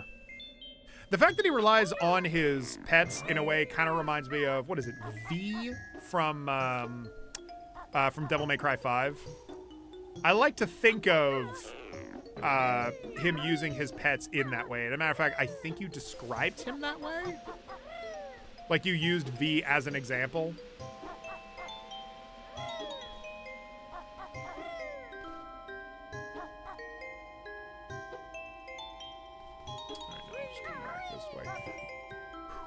Okay, we're doing good. Bounce pad.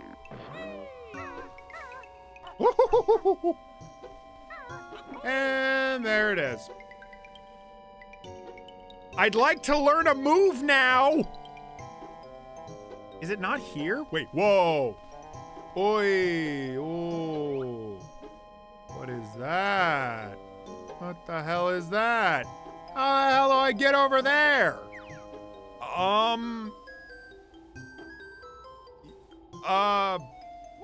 Fuck. Like, what?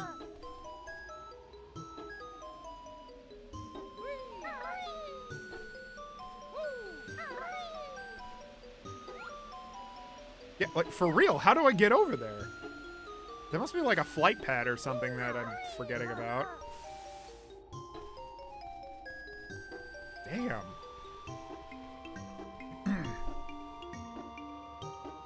To be clear, I enjoy miserable games. I don't enjoy it when it feels forced. Sure, yeah, no, I totally get that.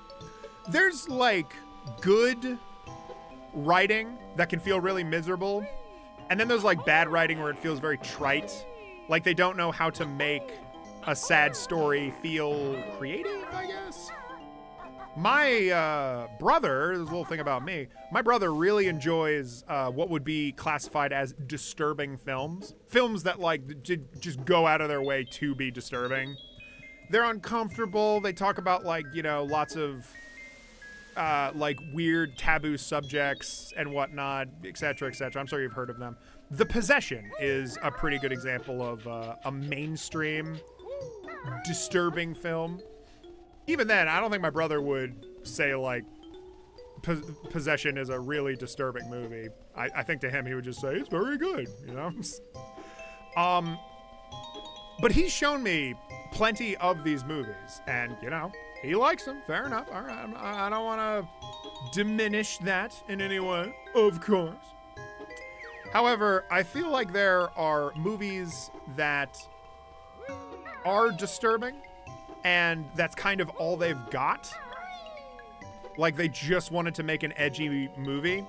And then there's some that are doing this for a reason. You know, they have a point to say, they have an actual story.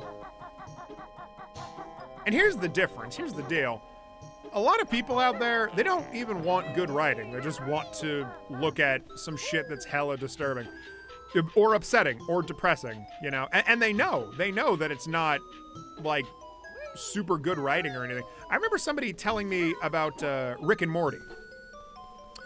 And in that respect, they were essentially saying, like, yeah, this isn't, like, I don't agree with the points being made here, or the perspective of these characters, but I just love this shit, you know? I just love a crash-out character that never gets better. And to me, I'm like, I will never understand that. But I guess I don't have to, so long as I can find writing that I enjoy, right? There's so many people out there, and they all enjoy different things. But when it comes to art, you can be subjective. You know, you can just say, not for me, you know? When it is forced upon you is when the misery sets in, because you're like, man, I already know that I hate this shit, and you're gonna try and like force this on me. You're gonna try and get me into this. Ugh. Still though, sometimes I'm forced into experiencing some art that I am just convinced I'm gonna hate, and then I come out the other side weirdly liking it. You know what I mean? It's weird. It's odd. I don't get people, and I never will. Whoa! Whoa! Wait. Hold on. Shut up. Hold up. How do I get up there? There's a rope. Oh my god, I didn't even see that. Hold on. Is that where Bottles is? Bottles! Fucking show yourself, goddammit! You hold all the power! I can't do anything without you! I know that I have power, but you're withholding it. This is like Metroid Other M! What's everyone's opinion on Metroid Other M? My opinion is, I've never played it, and I never will, because according to everyone, it's fucking shit. Okay, I just have to get up here. Piss off! Come off it. What? Oh.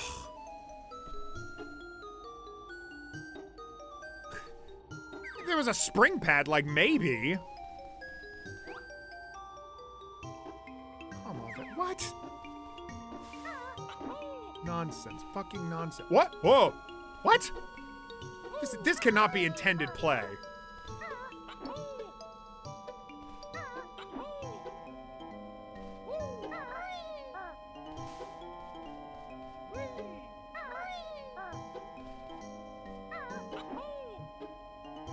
How the fuck do I get up here? Nonsense. Nonsense. What?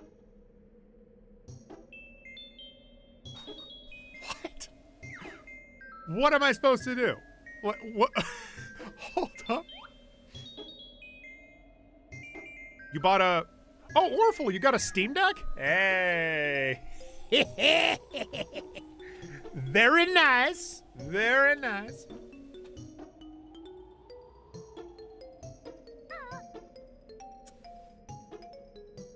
Typical Japanese curse horror movie about a doll that's actually possessed. Sad story that doesn't feel creative, so The Last of Us. Damn.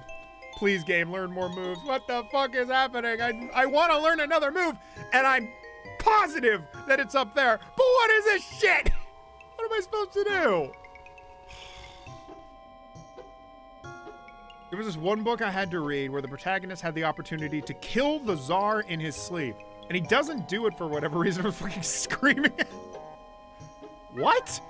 He had a chance to kill him. Was this one of those stories that's like, oh, if I kill the evil dictator, then I am no different because that makes me a murderer or some shit? Or is it like, if I just kill this guy, then another one will show up in its place? Which, by the way, if anyone thinks that maybe, you know, we're talking about real dictators or fiction, if anybody thinks that, stop it. You're accepting dictator propaganda. Just get rid of them. A dictator is always bad. Don't start convincing yourself, oh, this is just a losing battle. No. Just kill him. Go ahead. Go on. You can do it. I believe in you. You can do it. Pretentiously depressing that book. Yeah, that sounds like shit. That sounds infuriating. Funny story, I accidentally skipped backwards in the stream to me talking about Rick and Morty. Oh, I just skipped forward. I thought YouTube was glitching out before I just never stopped talking about Rick and Morty. That's the whole stream. And this thing about a show I've barely watched. I legit was yelling at the book. Just fucking kill him. Yeah, he's right fucking there. Speaking of Metroid, High on Life. For those that don't know, that's a video game by the writer of Rick and Morty. High on Life 2 comes out this month. I almost want to play it because I beat the first one and it's like Metroid Prime in design. Instead of that, Resident Evil 9 is coming out. And that shit looks fucking awesome.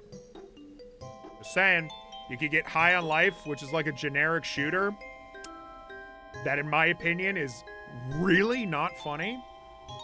Or you could get Resident Evil 9, which looks fucking awesome. And it's an original Resident Evil game, which we haven't had in years? I don't know how long it's been since 8. Gonna go to sleep now. Later, Wub. Later. VZ! What's up? My God, I haven't seen you on a stream in forever. I'm gonna have to play RE9 then? Yes, you do. Do you like Resident Evil? I don't know if we've ever had a talk about that. I've been looking at the trailer for it, and I'm like, this looks fantastic. I was already invested in, they have a new main character, but now I'm like, ooh, they got Leon too? Like modern day old guy Leon? Hey. Let's go. I'm working today, so I'm drinking tonight.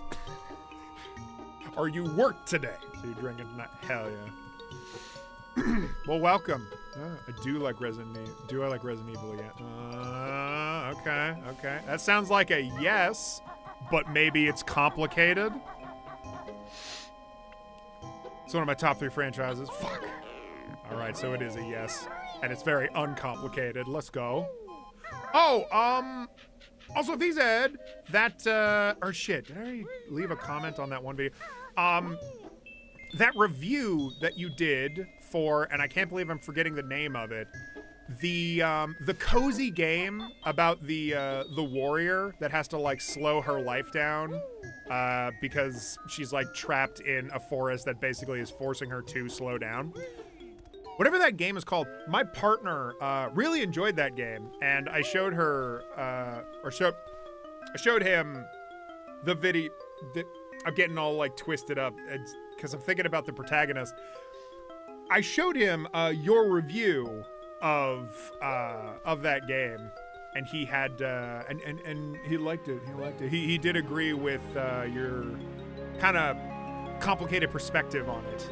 Wander stop. That's it.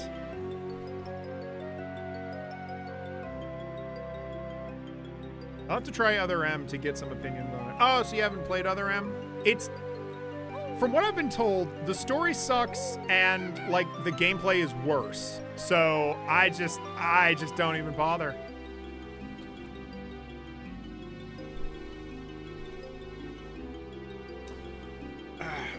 There's a part where you go to a desert planet and there's a movie theater off in the corner of the map. I went to it and found that it's a legit theater with four full-length films in them.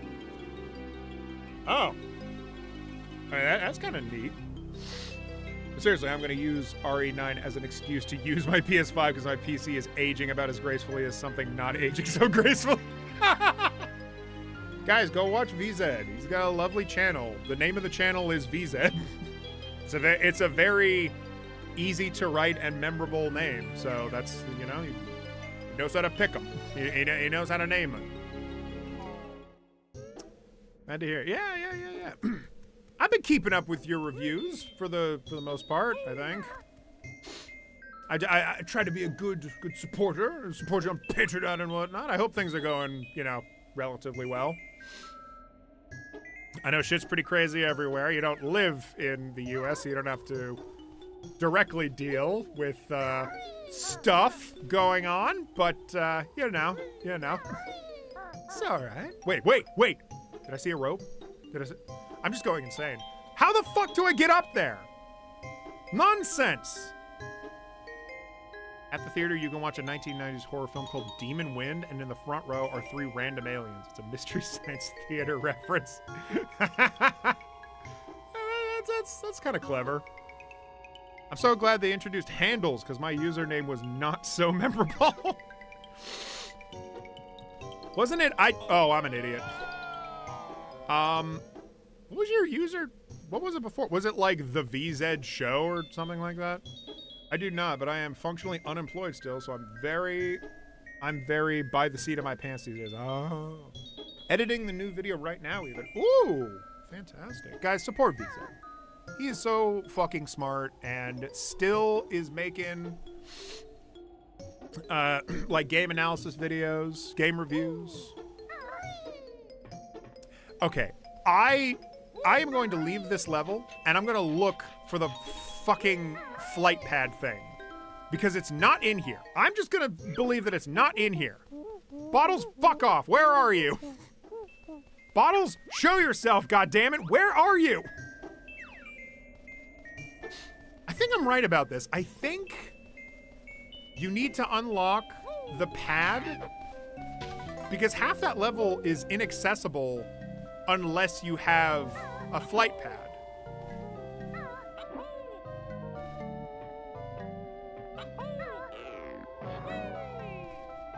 Ooh. Oh shit. Oh, okay. Well, it was VZ shows, which is not 2 words that should go together. VZ shows. Yeah, it's coming back to me. Use your magic. I see a ton of people selling their PS5s on Facebook, on Facebook far below the price. Kind of curious so many people are getting rid of it. Maybe, am I insane? Did Sony say something about, oh, we're working on a PS6 now? I might be insane. I might be crazy. But perhaps they're selling their 5 because, yeah, it's, I don't know. PS5 doesn't seem to have worked out the way that they had probably hoped. Because the platform is not, or the platform is not worth the price of admission. But yeah. I'm starting to feel bad for PS5, you know? Well, sort of. I sort of feel bad for PS5. Sort of. Sony said they were delaying it because of AI. Oh, great. Cool. I hope their delay goes great. Okay. Why PS6? I did invest in a Steam Deck. Hey! Nice! I love it. I use my Steam Deck every single fucking day. Sorry, I'm late to the party. What did I miss? So I'm playing a mod, playing a Banjo-Kazooie mod. This is like, for those that don't know, you know, because we've got a lot of new people that come in the last hour. This is one of the first ever Banjo-Kazooie mods that came out on what is it with the engine. Let me start this whole sentence over again. This is the first major Banjo-Kazooie mod to have come out. There's quite a lot of Banjo-Kazooie mods, most of them made by Mark Kirko nowadays, but this was the very first one made on Banjo's backpack, the engine that Mark Kirko and others use to design these very ambitious stories that I just love to death.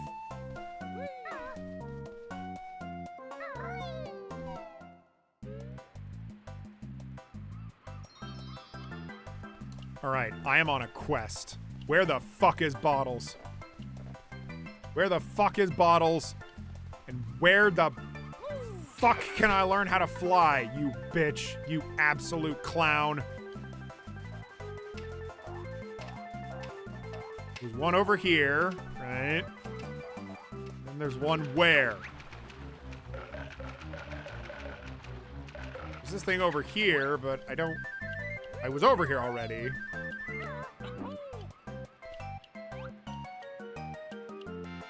And that just gave me notes, right?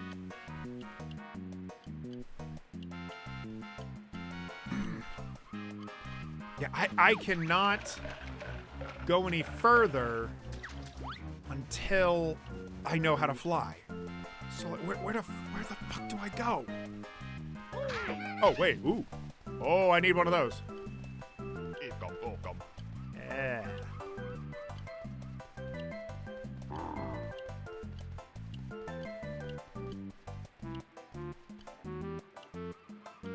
Get me up here. Get me up here. Okay.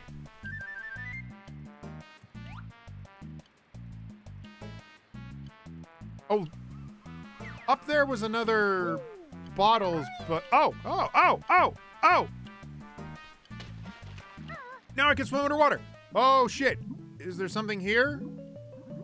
Is there... It's just another note. It's just another note. I mean, I guess I could just like go through the old levels and start getting notes so that I can open that one door.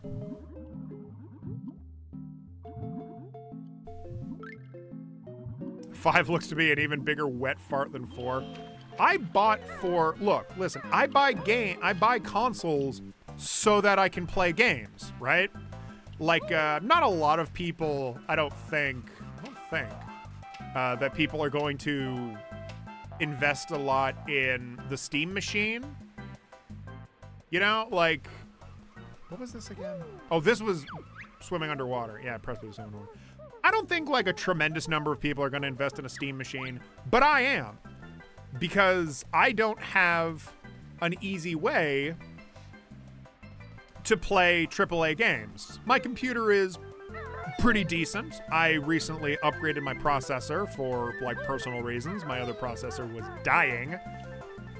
Literally, it was like burning out. So I needed that. But for gaming, to have a fairly like semi kind of portable game console that plays AAA games with ease, fuck yeah. Oh, that is the killer app that I require. So yeah, so I invest in that. PS5, like, didn't have anything that I wanted on it. It didn't have, like, exclusives or anything that, like, I really cared about. You want to know why I bought a PS4? I got a PS4 to play Last Guardian. That's it. Because, fuck you, snackers! I got a PS4 because I knew that there was going to be a game I wanted to play on there. And it was exclusive to it.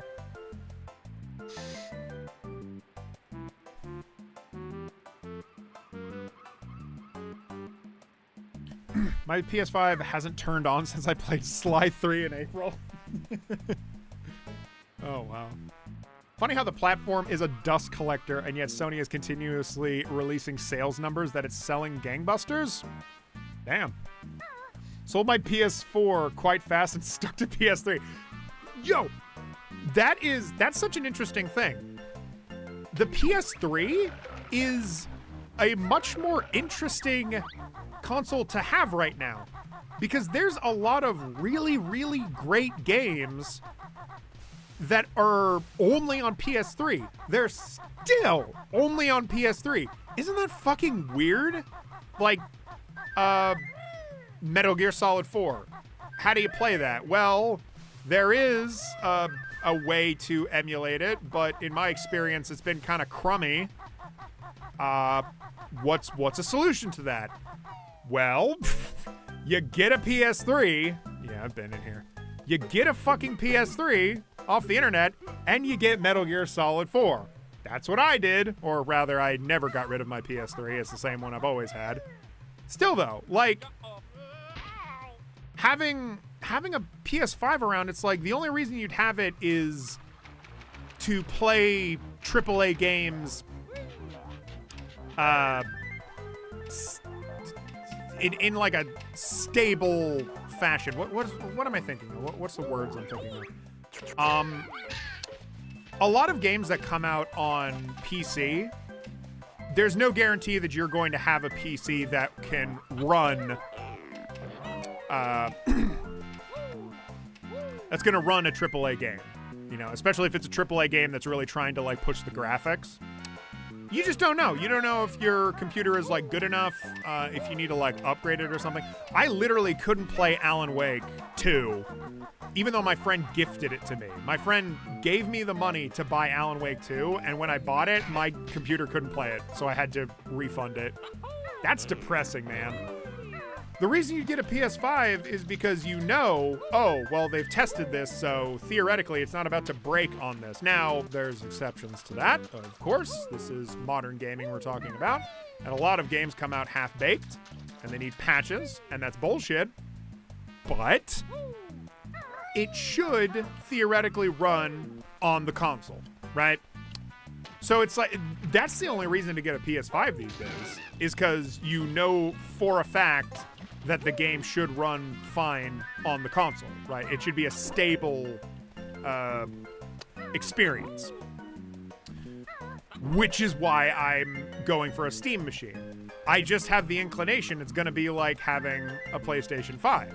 Except I have my entire Steam library. If I had a PS5 right now, I would then have to pay $70 to get a game for it, you know? The second I get a Steam machine, I have like 300 games that I can play from my Steam library. And if we're counting all the emulators and things like this, fan projects, I have probably 2,000 fucking games to choose from, right? And that's just from buying the console. Because you build your backlog, you build your Steam library. And that's what's so smart about the fucking Steam machine. I remember, what was it? I think it was Donkey that talked about the PlayStation 5. And he brought up a really interesting point that I feel like not a lot of people have gone here. But think about this. Really think about this. Why is the PS5 not backwards compatible with PS4, PS3, PS2, and PS1? Now that sounds kind of crazy, except Isn't there an Xbox console that plays Xbox Original, Xbox One, Xbox 360 game? Isn't there an Xbox console that plays them all? Isn't there? Like, you put the disc in and it runs fine? PS5 could have been that. PS5 could have been like, hey man, we specifically made a console that will run all of your PlayStation games. Because Sony are dipshits. That would have been insane! Could you imagine? Could you fucking imagine? Oh my god. I would understand it being like, what, $700? That's a lot of money. But dude, think about it. If you had a console where you could put in Castlevania Symphony of the Night and play it, and then take it out and put in fucking Sly Cooper and play it, and then take it out and put in fucking Infamous and play it, and then take it out and put in PS4 God of War, and it fucking works, that would be crazy. That'd be so awesome. Holy shit, that would be that would be amazing. That would be amazing. Oh well. I suppose you can do that on your Steam Deck with emulating. So oh well. See, that's the other thing too, right? Like, yeah. There's no way I'm not thinking about the Steam machine. Just not sure if I'll have the money for it. Yeah, that's the thing. I know it's going to be expensive. So it's like, I'm hyped for it. But I know, like, I'm not going to be able to get it immediately. All right, come on. I can make this jump. Yes. Yes! Oh, I have grown so much. I am so powerful. That's arguably the main reason behind why devs aren't putting their games on Switch 2 physical cards. It's cost effective, but also the only way you can sell a solid port on that console.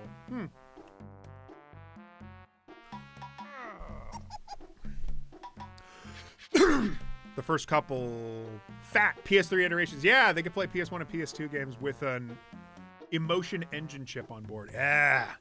Sony has patented a laser eye that reads all PS format discs, then not used it, if I remember correctly. Crazy. I like that Castlevania fighting game. Yeah, I never played it. I heard it was good. When it comes to Nintendo first-party games, they're in a league of their own compared to third-party studios, but that apparently it might be a legit developer reason why they opt for the game key cards.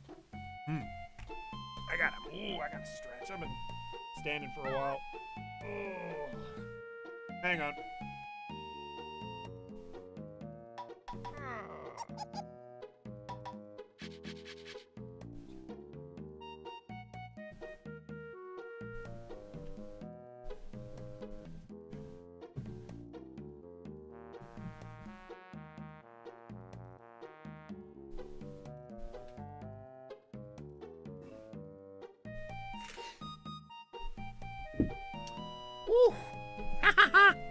My leg was bugging me and I remembered, oh yeah, this is a standing desk. Let's go. Ugh. Nice! Oh. Okay.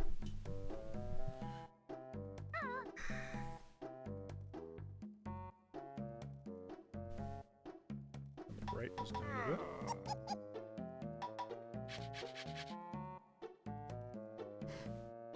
Not the best lighting, but oh well.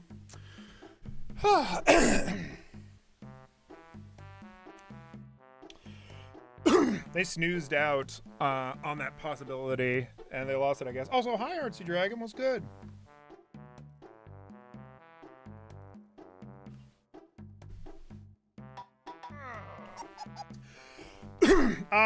Yeah. The fuck is this? Oh my god, it's a maze. Uh-oh. Yes. The Switch 2, I sing its praise. I think the Switch 2 is great. The only thing negative I would really say about the Switch 2 is that it's expensive. I think we all know that.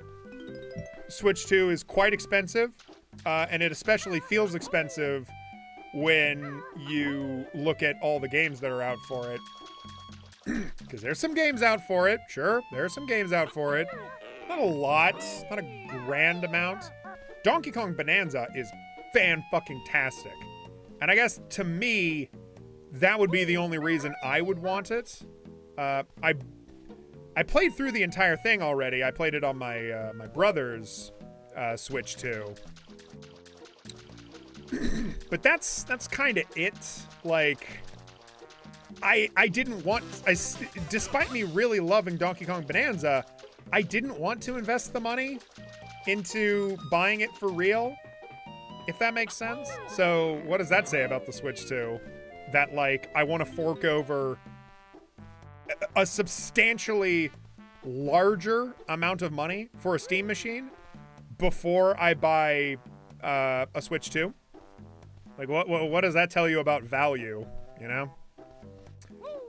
I think that Nintendo's making some pretty good decisions. Ugh, God. I think Nintendo's making some pretty good decisions. They're focusing on making games, right? Unlike Microsoft, which have given up. They just stopped. I don't know what their plan is.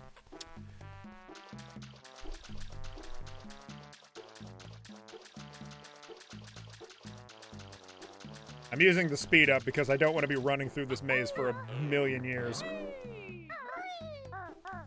Fuck! That's it. I'm also using the float just to get back over here. Fuck this.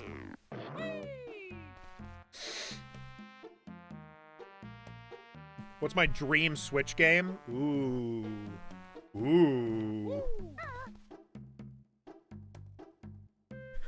It already came out. It's Donkey Kong Bonanza.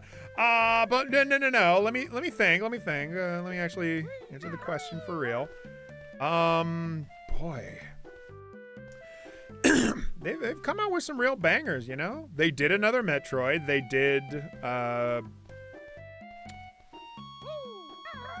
did Donkey Kong. They did, I mean, I guess I could go with Mario's with a Mario Odyssey type game.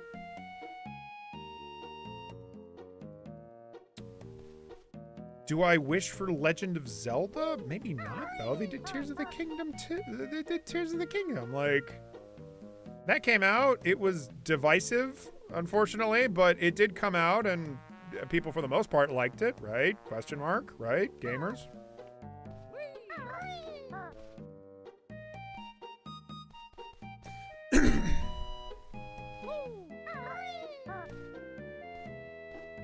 There's still a note right up there.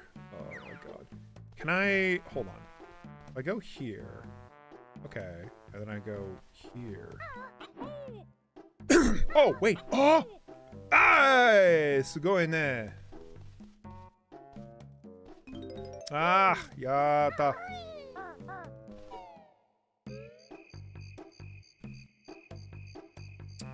Biggest complaint I personally have for the Switch 2, they seriously couldn't list what games on the Switch 2 from Switch 1 are enhanced, running at 60 FPS, better graphics, really? They couldn't list, they weren't specific about what games were enhanced? It's kind of weird.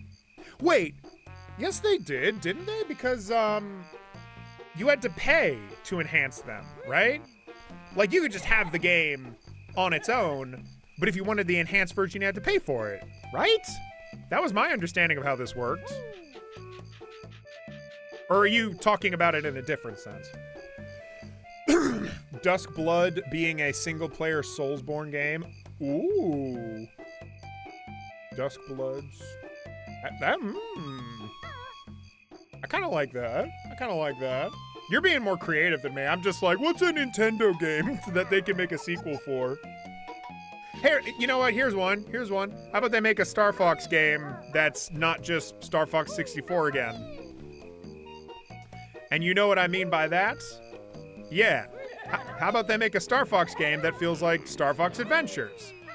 I feel like people hate on Star Fox Adventures a lot, and I don't know if that's fair. It seems good. It seems fine. It seems like they were kind of on to something. I should play Star Fox Adventures at some point.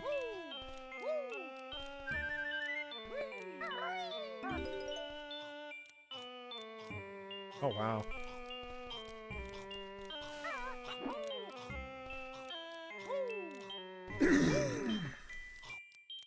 Tears of the Kingdom is a good game that had the potential to do really bad things to ideas of game design. Oh! Okay. I had fun with Tears of the Kingdom building contraptions that sent enemies flying or straight up obliterated them. Yeah! The gadgets in Tears of the Kingdom were just crazy. I'm very impressed with that aspect of the game. Also, enhanced additions to games were often free on Xbox. Newer hardware in modern times can easily run the games at better frame rates with often simple tweaks that they paywall. Yeah. To clarify, I mean I wish Dusk Bloods was a single-player game. Apparently it's multiplayer focused instead. I'm sure it's still cool on its own, though. No, there are games on the Switch 2 that get patched to be higher quality on Switch 2 compared to Switch 1. Example, Deadly Premonitions is 60 FPS on Switch 2. Or Deadly Premonitions 2. 60 FPS on Switch 2. But nothing says that on the Switch 2. Okay, yeah, so these improvements are, like, discovered by the people, but Nintendo doesn't, like, advertise it. That is weird. You think they could easily create, like, a database or something? I don't know. Nintendo is a little bit behind the times in that regard. Starfix Adventures being a game where you get out of a ship was such a good concept. And then Assault happened and everyone liked that attempt. So what gives? Yeah, the impression that I got was that Assault was actually pretty good. Like, Adventures, I heard, was, and you can see this is a whole lot of hearsay coming from me, so I am no expert. But my impression is that Adventures had a lot of potential, and people saw the potential and were like, okay, I'm gonna get this game, this is really cool. And a lot of people were upset about it too, because they're like, oh, this isn't like the Star Fox that I remember, you know, this isn't familiar to me. This is weird and new and scary. And on some level, it was kind of them just ripping off Legend of Zelda, which is unfortunate. That being said, though, it seems like they had the potential to make it their own. And my impression was that Star Fox Assault was their attempt to make it their own. It was, them expanding on this formula established in Adventures. And if people just gave it a chance, it could have become something more. Which is why that version of Star Fox has a following. Because people did really like Star Fox Adventures. If they just continue that, like, I don't see the harm in it at all.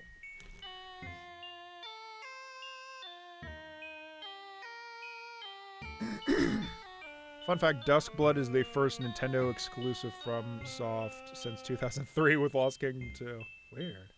I love Tears of the Kingdom as a sandbox exploration experience, but as soon as they had you approaching dungeons or puzzles with the idea of you can do whatever, it freaked me out. Because, you know me, I care about puzzles. Yep, and intentional design. Yeah, I'm going. I want those to mean something. But Tears of the Kingdom's like, nah, fuck it. Go your own way.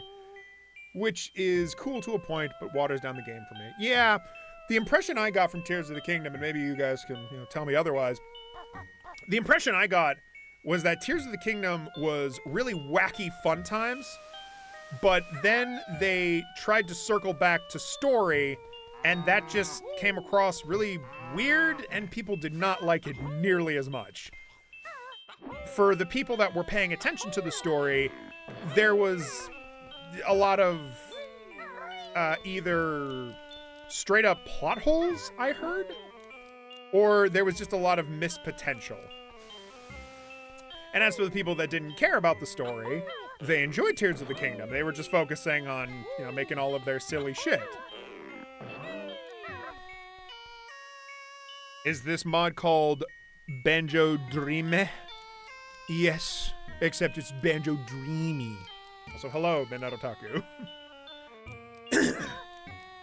Another example, a stealth action game called Origami is the only 30 FPS with dips on Switch 1, but it's 60 on Switch 2 with no dipping. No advertising, unless you look it up on the internet. Huh. Tears of the Kingdom, fun physics and objects, and sloppy added content and garbo story. You see? That's what I'm hearing. Which the early trailers made a 1,000% more compelling than how it turned out. Sorry. Oh, hey, Horneroth. I was watching 1.5 hour review of the worst Tomb Raider game. Which Tomb Raider game is that? Wahapa. Hey. It had 30 minutes of ads. Oh, man. Steam Deck does what Nintendo don't. Yeah, that's right. Steam Deck does what Nintendo don't. You think Nintendo's out here making a Banjo-Kazooie recompile pack and then adding in Banjo Dreamie, the first ever major Banjo-Kazooie mod that had, like, multiple collectibles and levels and stuff like that? You think Nintendo's out here doing that? Hell no. That's what you got the Steam Deck for, bitch!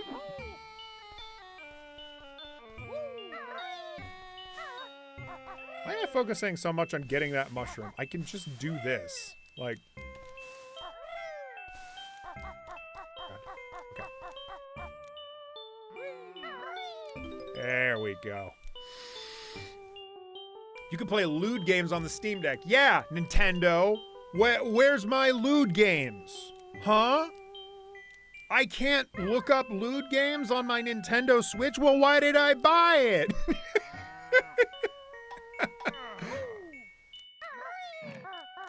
Why do I buy any video games if I can't do that? Just bad games. Their reviews are way too damn long. Oh, shit. Why, hello there. Oh, Remez, that's who I meant. My bad. What are we playing? Yeah, this is Banjo Dreamie. Why are we dropping? What are we... Where are we dropping? What are we playing? Where are we dropping, boys? Will Smith and the fucking... Will Smith watching me fall off the battle bus. His iconic catchphrase.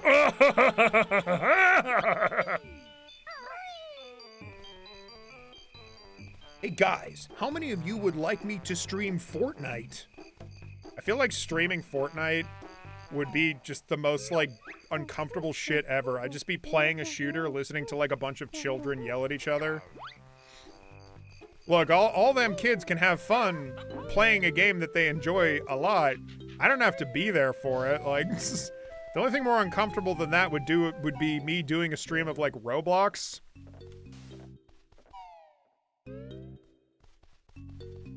I don't even necessarily hate Roblox. I mean, I guess I hate them as a company. There's a lot of, like, shit about them that I think most people know.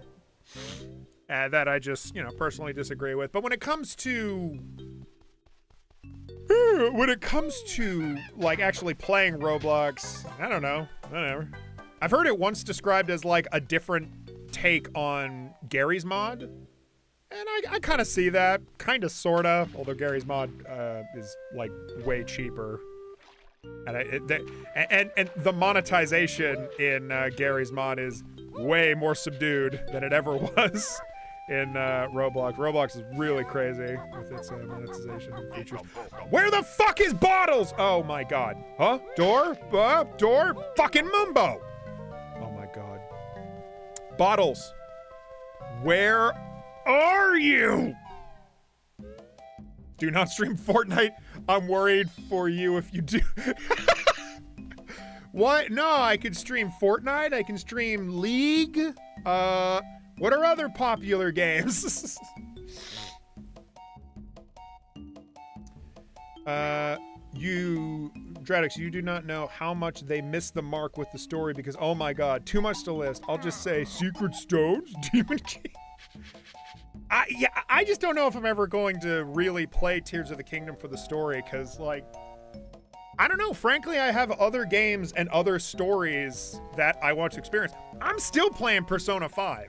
Like, and I want to beat that game. I want to actually get through that damn story.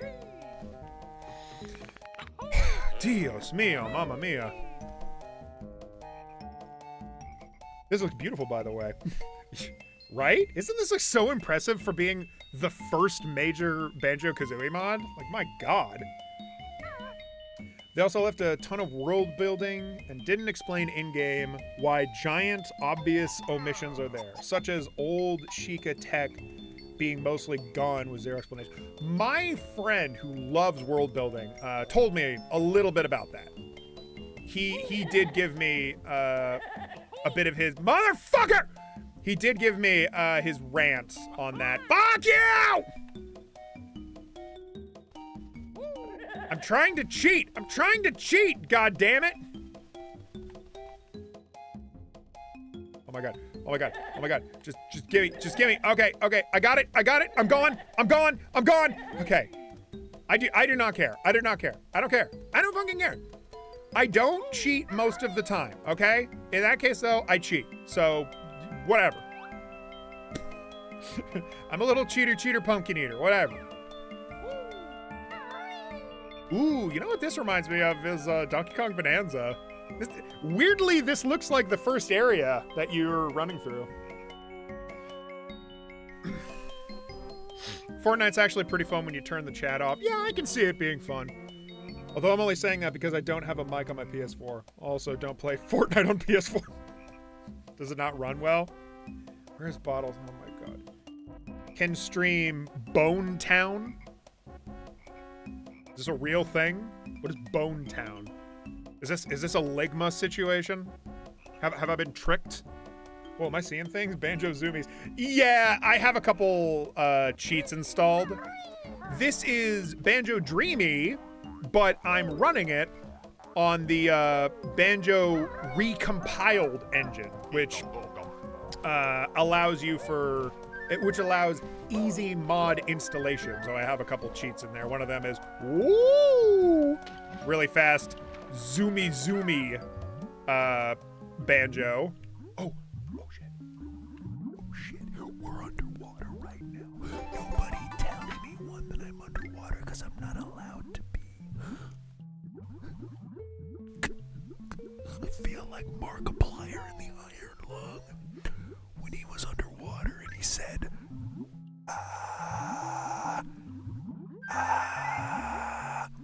stop being underwater. And I'm out.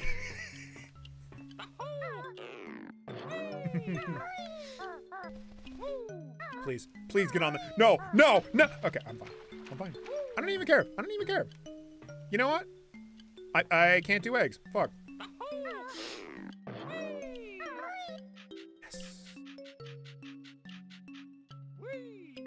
Bazinga, and it's as simple as that, folks.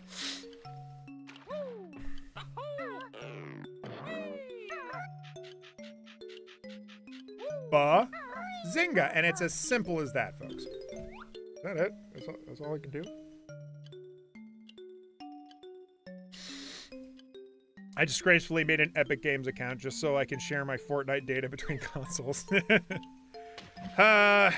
know, we all have to at some point make some shady account because we want to like play something. I fucking hate mingling around with Microsoft accounts because every time I just want to like play Minecraft with my friends, I have to endure some like weird login nonsense, and it's, oh my god. Also, doing that on a Linux computer is real fun because Linux runs perfectly fucking fine with most programs. By the way, spoiler for anyone that's like, oh no, ooh, I'm afraid of Linux. I'm afraid of running a program on Linux. A lot of programs work on Linux. A lot of programs work perfectly fine on Linux. Except Microsoft programs. They'll still run, but Microsoft will give you a lot of trouble on the way there.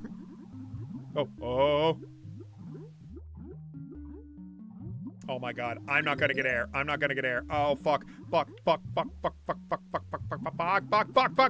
Get up there, get the fuck up there. Where is it? There we go. Okay, come on. Oh no, I'm gonna die.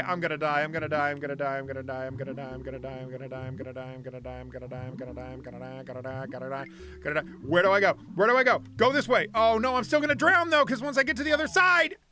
Go up! How did I survive that? What? Well, I didn't die. How did I survive that? I thought I was gonna die there. Damn.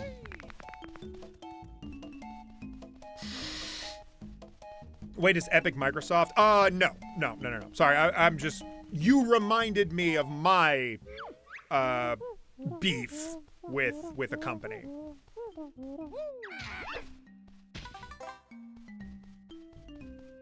Because you were talking about your own beef with Epic, so, but unrelated. I just hope the next big Zelda game is a big departure of Wild era. It needs a proper refresh. I mean, I thought that Breath of the Wild was a proper refresh. I loved Breath of the Wild a lot. And in fact, I played it so much that I have not wanted to play an open world game since. I've tried playing other open world games and I'm like, this is just fucking, this is not as good as Breath of the Wild. Even ones that are more story-based. I've been really struggling to play, like, I don't know, Red Dead Redemption 2. People tell me, like, oh, it's so good for the story, but a lot of that game is an open world game, you know? And I've just been, I'm burnt out. I'm burnt out on open world games. I'm looking for more linear experiences. Or, I guess, collectathons. I've really been on a collectathon kick. And Bonanza has really satiated that. All right, where am I at? Game total, 59. Fuck. Still not enough. If I just knew how to fucking fly in that one section, I'd be fine. Oh, my lord.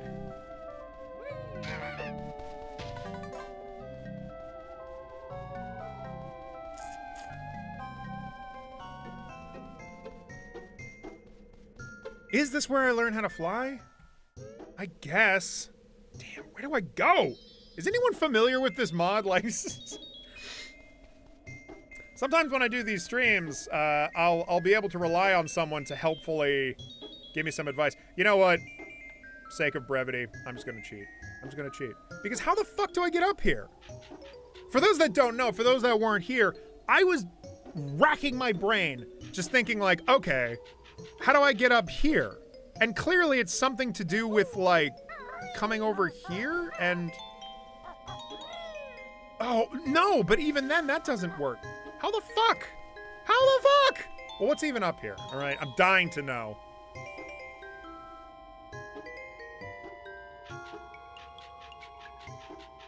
Is it what I think?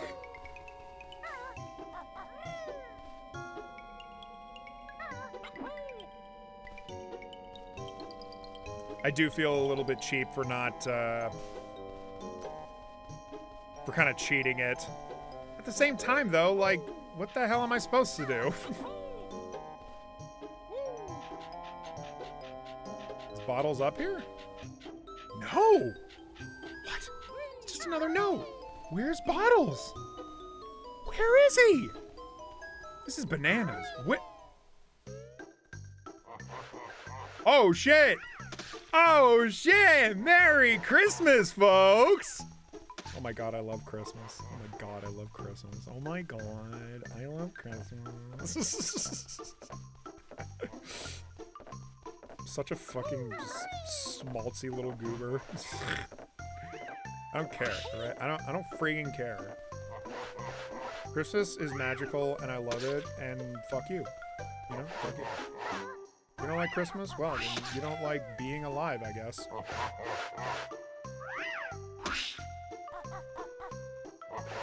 Oh. Whoops. I'll explore that later. Bottles? You gotta teach me how to fucking fly. It is clearly a drastic part of this game. Banjo Kablowy. Could you imagine if someone made a mod that replaces Bottles with Glowbox? I would not play that. Linux was mentioned in one of the Super Bowl ads? Was it? Oh, by the way, hey, guys. For those that don't know, I live in Seattle. Hey, Seattle Seahawks fucking won the Super Bowl. I don't watch the Super Bowl, and I was working at the time. So, you know, I didn't really get to appreciate it to its fullest, but I'll take it. You know, happy to win, you know.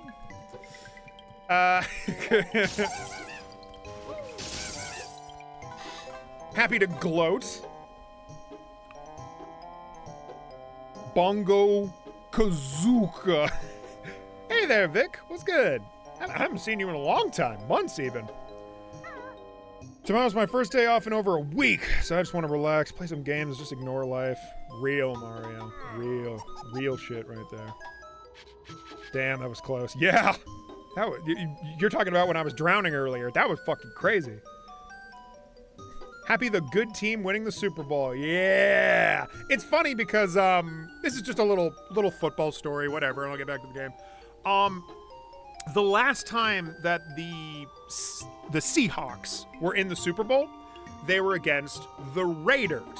Now, the Raiders won that Super Bowl because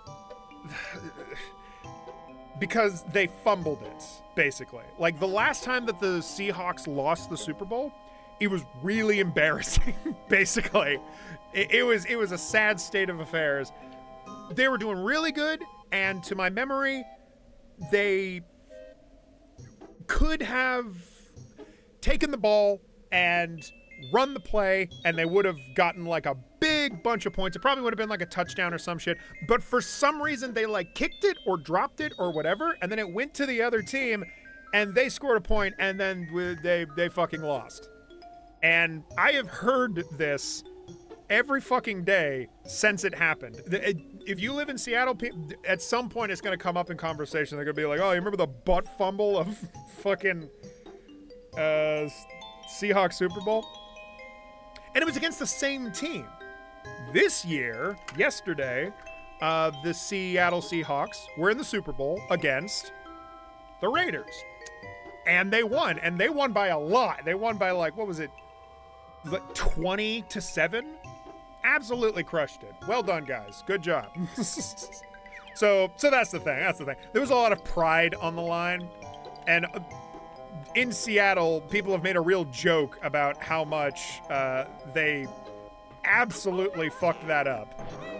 To see them succeed and succeed a lot was really nice. It was just nice, you know? I thought that was cool as hell. Congratulations, man. You don't like Christmas, so I guess you don't like being alive then. Get that shit on a shirt. Hey, now you're thinking. Yeah, it was really cool seeing a trailer for Minions 3. I mean, look, man, I just don't watch the Minions. You know, I got no reason. I like Despicable Me 1. You know, that was a keeper. Man,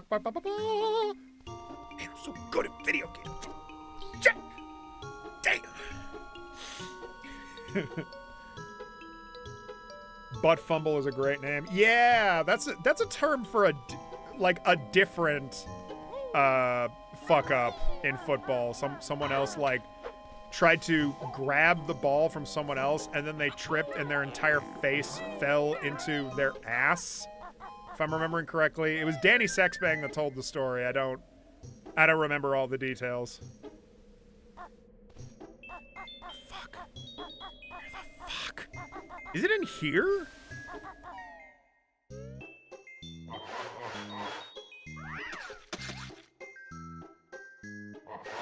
No. Here. Oh, shit! Where is it? Bottles, where are you? Fuck.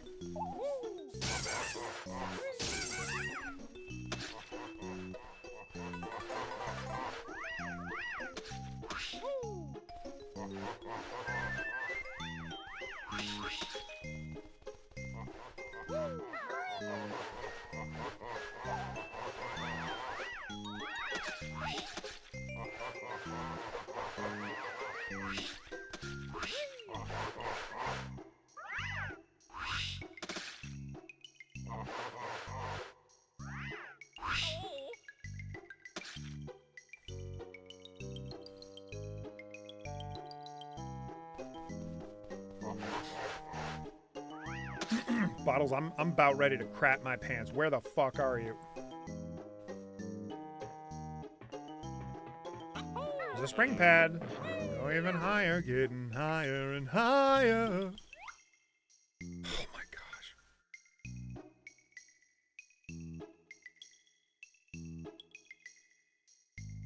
But no, really, I'm all good. Good to hear, Vic. Good to hear. Bottles keep some aggravating company. For real, this... You weren't here when I first came into this damn room. Now I know better, but... My God, these fucking guys rush you like it's nothing. How'd the Super Bowl go? I know nothing about sports again, as usual. It went great. Seahawks won, which they hadn't done that in a long ass time, so people were very excited. Did they not play New England? I think there's a new coding site, maybe by the same people who made Linux. Interesting. Okay. Did they not play New England? No, is that New England Patriots? New England Patriots, yeah. That's them. That's them, right? Same people. Honestly, I stopped caring about Despicable Me after the third film, where they got that South Park guy to play the main South Park guy. You lost me. I watched Despicable Me 1, and yeah, I watched 1 and 2, and I liked them. I thought they were good. I thought they were good family films. It's unfortunate that the Minions have become sort of the front and center focus of the Despicable Me franchise, but I guess it's, you know, it's amicable of them to continue making Despicable Me movies, even though it would appear that they're not very good. Whoops. Am I just gonna have to, like, cheat to figure out how the fuck I get further in this game? Like, yeah, damn! No! Okay! Oh my God. This game is relentless. This game is pretty fucking hard, honestly.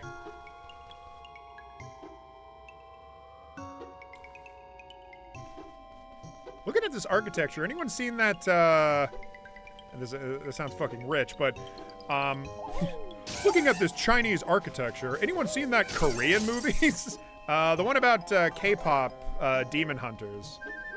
My partner was talking about it the other day, and, looks cool. Look, the animation and the art looks, fantastic.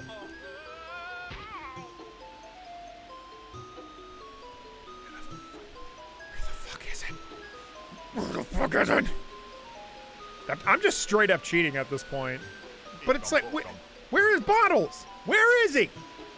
Where's that little fuck at? That slimy little fuck. I haven't seen him in hours. Oh, whoa, shit. Water's too cold. Oh, pardon me.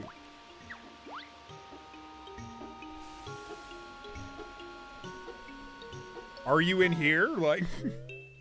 What's that movie? It's the one with the K-pop Demon Hunters in it. Yeah, what is it? Here, I'll rank them real quick. Worst to best. Oh, damn. Despicable Me 4, 3, Minions 2, Minions, Despicable Me 2 and 1. Yeah. K-pop Demon Hunters. Oh. Oh. Wait, is it just called K-pop Demon Hunters? Demon Hunter has pretty catchy music. Yeah, my partner was showing me one of the songs. Because, like, a friend of ours, I think, was showing the music first. I'm just, like, not even playing the game. I'm just like, where the fuck is Bottles? He's not here. He's not here. He's not fucking here. All right. I feel bad about cheating. No. I'm gonna head back. Nah, this isn't for me, guys. I'll come back later. Don't worry. I was ribbing. You absolutes. You absolutely just ribbing me right now. My goodness. I thought we were friends. Nah, I walked right into that one, honestly. That's great. That was funny.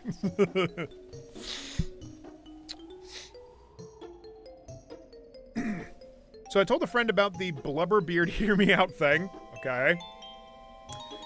Yes, that is the full context, newcomers. And he brought up Chunky Kong. And now we have created the most obscure OTP. Wait. So is it Chunky Kong and Blubberbeard together? Is that the fan fiction that we're going with?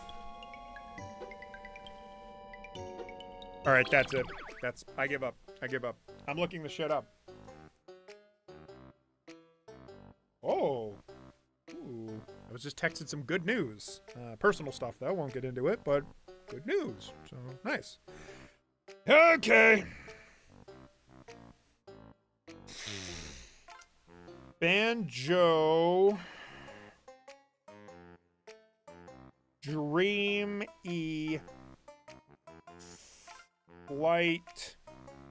Pad. Chunky Kong and his equally as much of a softy boyfriend Blubberbeard. Hey.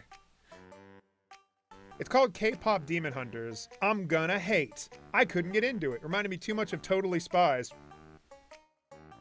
which I wasn't a huge fan of.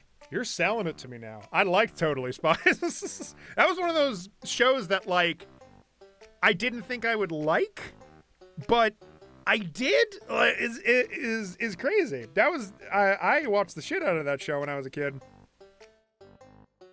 Walk through. Where the fuck is it?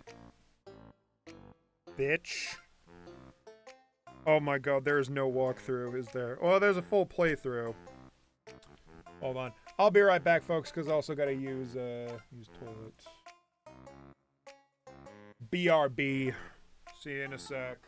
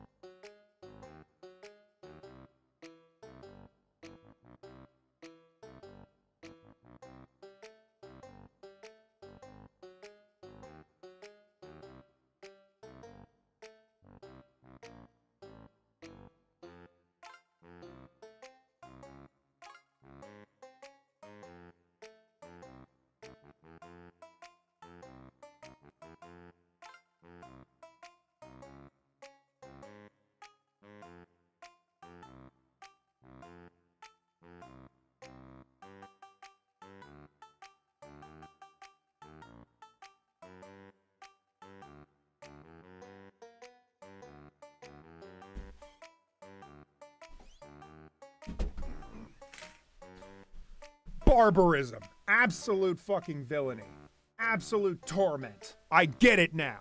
I get it now. Okay. I know where to go, and it is, I'm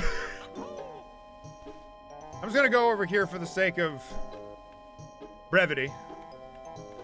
But I will actually get there legitimately. Okay. This. I never went in here. I never went in here. What's this place? I've never been here before. Fuck's sake.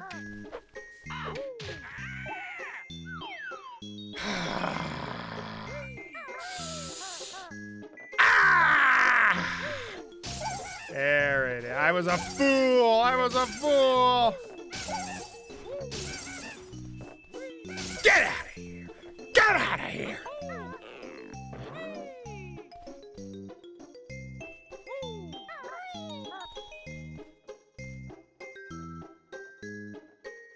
I like the movie fine, but it kind of slid off the brain afterwards. The song's pretty catchy, though. Yeah, I mean, I wouldn't expect too much from a movie called K-Pop Demon Hunter, frankly.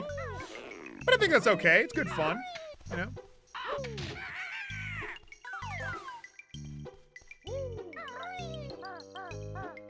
Please, please, no, no, no, please, no!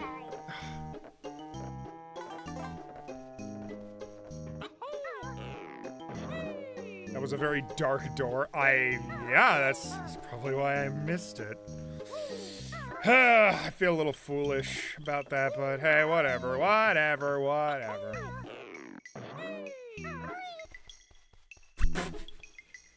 already know what King Mickey is gonna say. I already know how King Mickey is gonna stand. No, shit! No! Nah, I should just take it. I did a lot of cheating earlier. Might as well take it. And I got health. But the new Panty and Stocking, though. Ooh. I never watched Panty and Stocking. I'm not against it, but I just never watched it. I heard it's pretty cool, though. Oh my god, I just realized I have the power. Yeah. Oh my god! I could write fan fiction of this shit. Oh, dude, do it. If you got the power, you gotta use that. All right, I gotta lock in. There at the edge, man. You really gotta be like right at the edge here to make all your jumps. Okay, right. Here's where I always fuck up.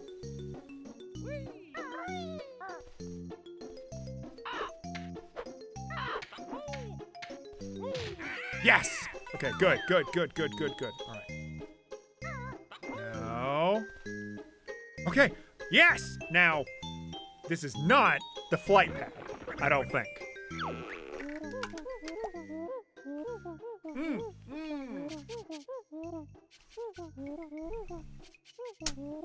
Yes!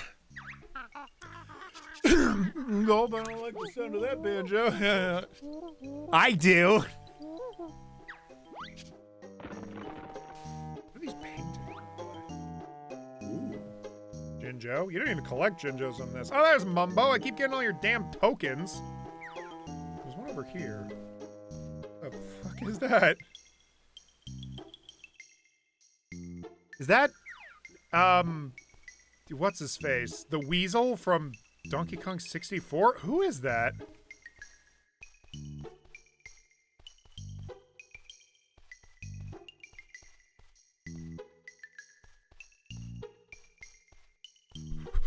No!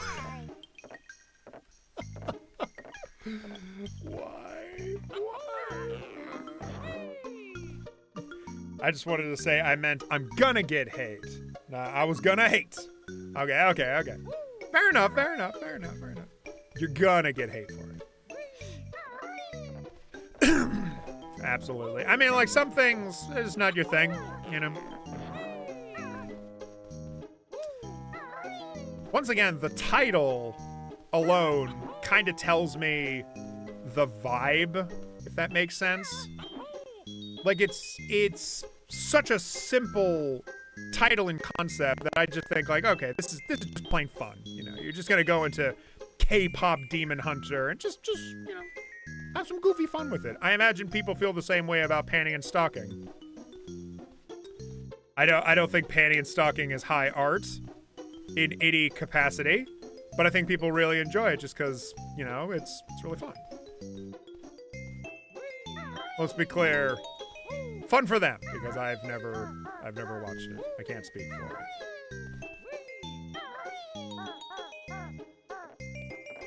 Nice. Yes! I'm out of here. Now, I will say, I also looked ahead a little bit on the walkthrough, and I know where to go now. But to be fair, I always knew I was going to end up here.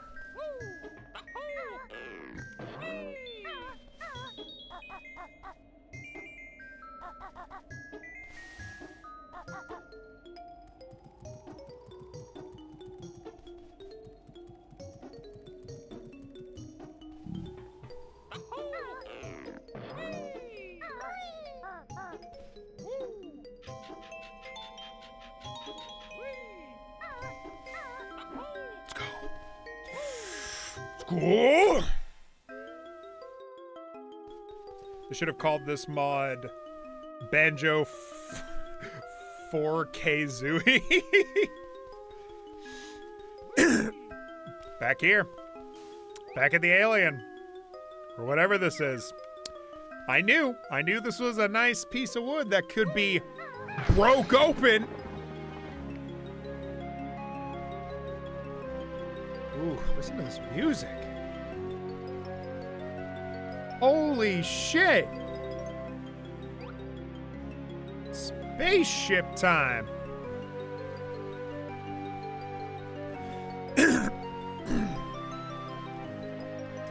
You know, you're talking about 4K resolution, Horneroth, but I'm looking at this and I'm like, holy shit, this is basically Banjo K3E, you know? It's kind of weird. It's time to fly, baby.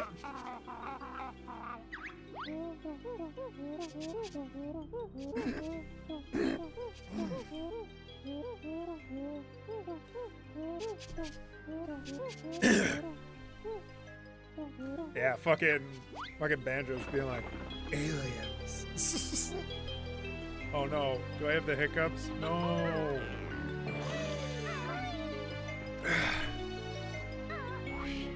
Yes. Oh. It's like I've spent my entire life standing, and I have finally sat down.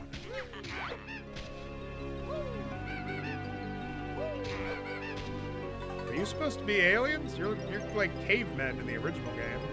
Whoa, whoa, shit! Wait, what am I doing? Come here, bitch. There we go, yeah. Yeah!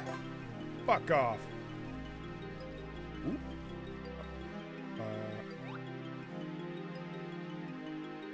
Weird. Hey.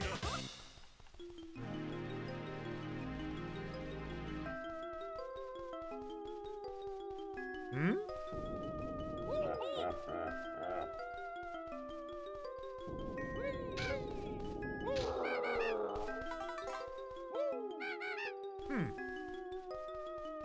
How do I get around?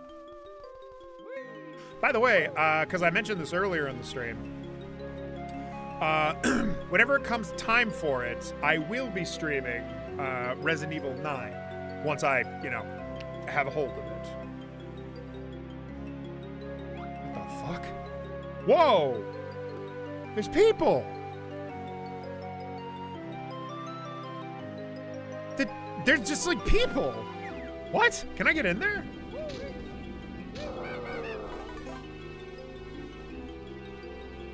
Let me in! Let me in! Oh, come on. That's so weird. They're creepy. They're so creepy. Need some rest. I'll contact you tomorrow. Of course. Sorry. I've been going pretty late. I should probably call it, honestly.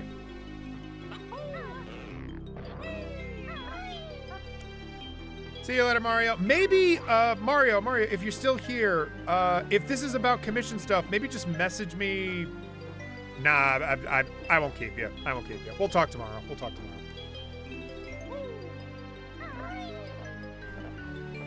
Working hard and everything. I'm not about to ask someone to stay up even later.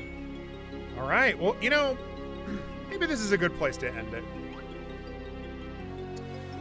Ending at a spaceship, you know? Who knows what else is hiding in Banjo Dreamie? This is only the beginning. I'll probably have like 3 more playthroughs of this. Maybe just 2 more.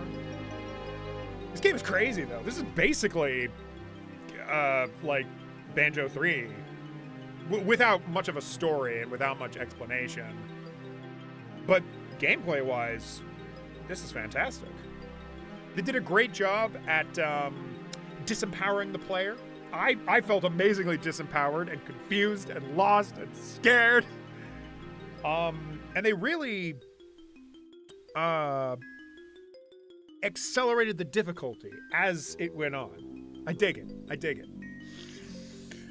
Good stream. Thanks, VZ. Appreciate you, man. Always good and fun streams. Amazing. I just got here. Well, you streaming tomorrow? I don't know about tomorrow. We'll see. I'm busy. I'm doing quite a lot of stuff this month.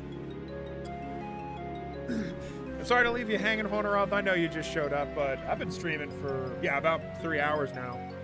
And I am tired. I gotta massage my legs.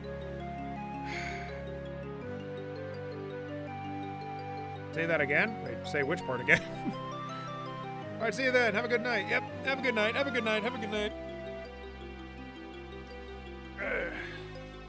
And Orphle, I think I was just saying, this is a great game. This is a wonderful game. I love it.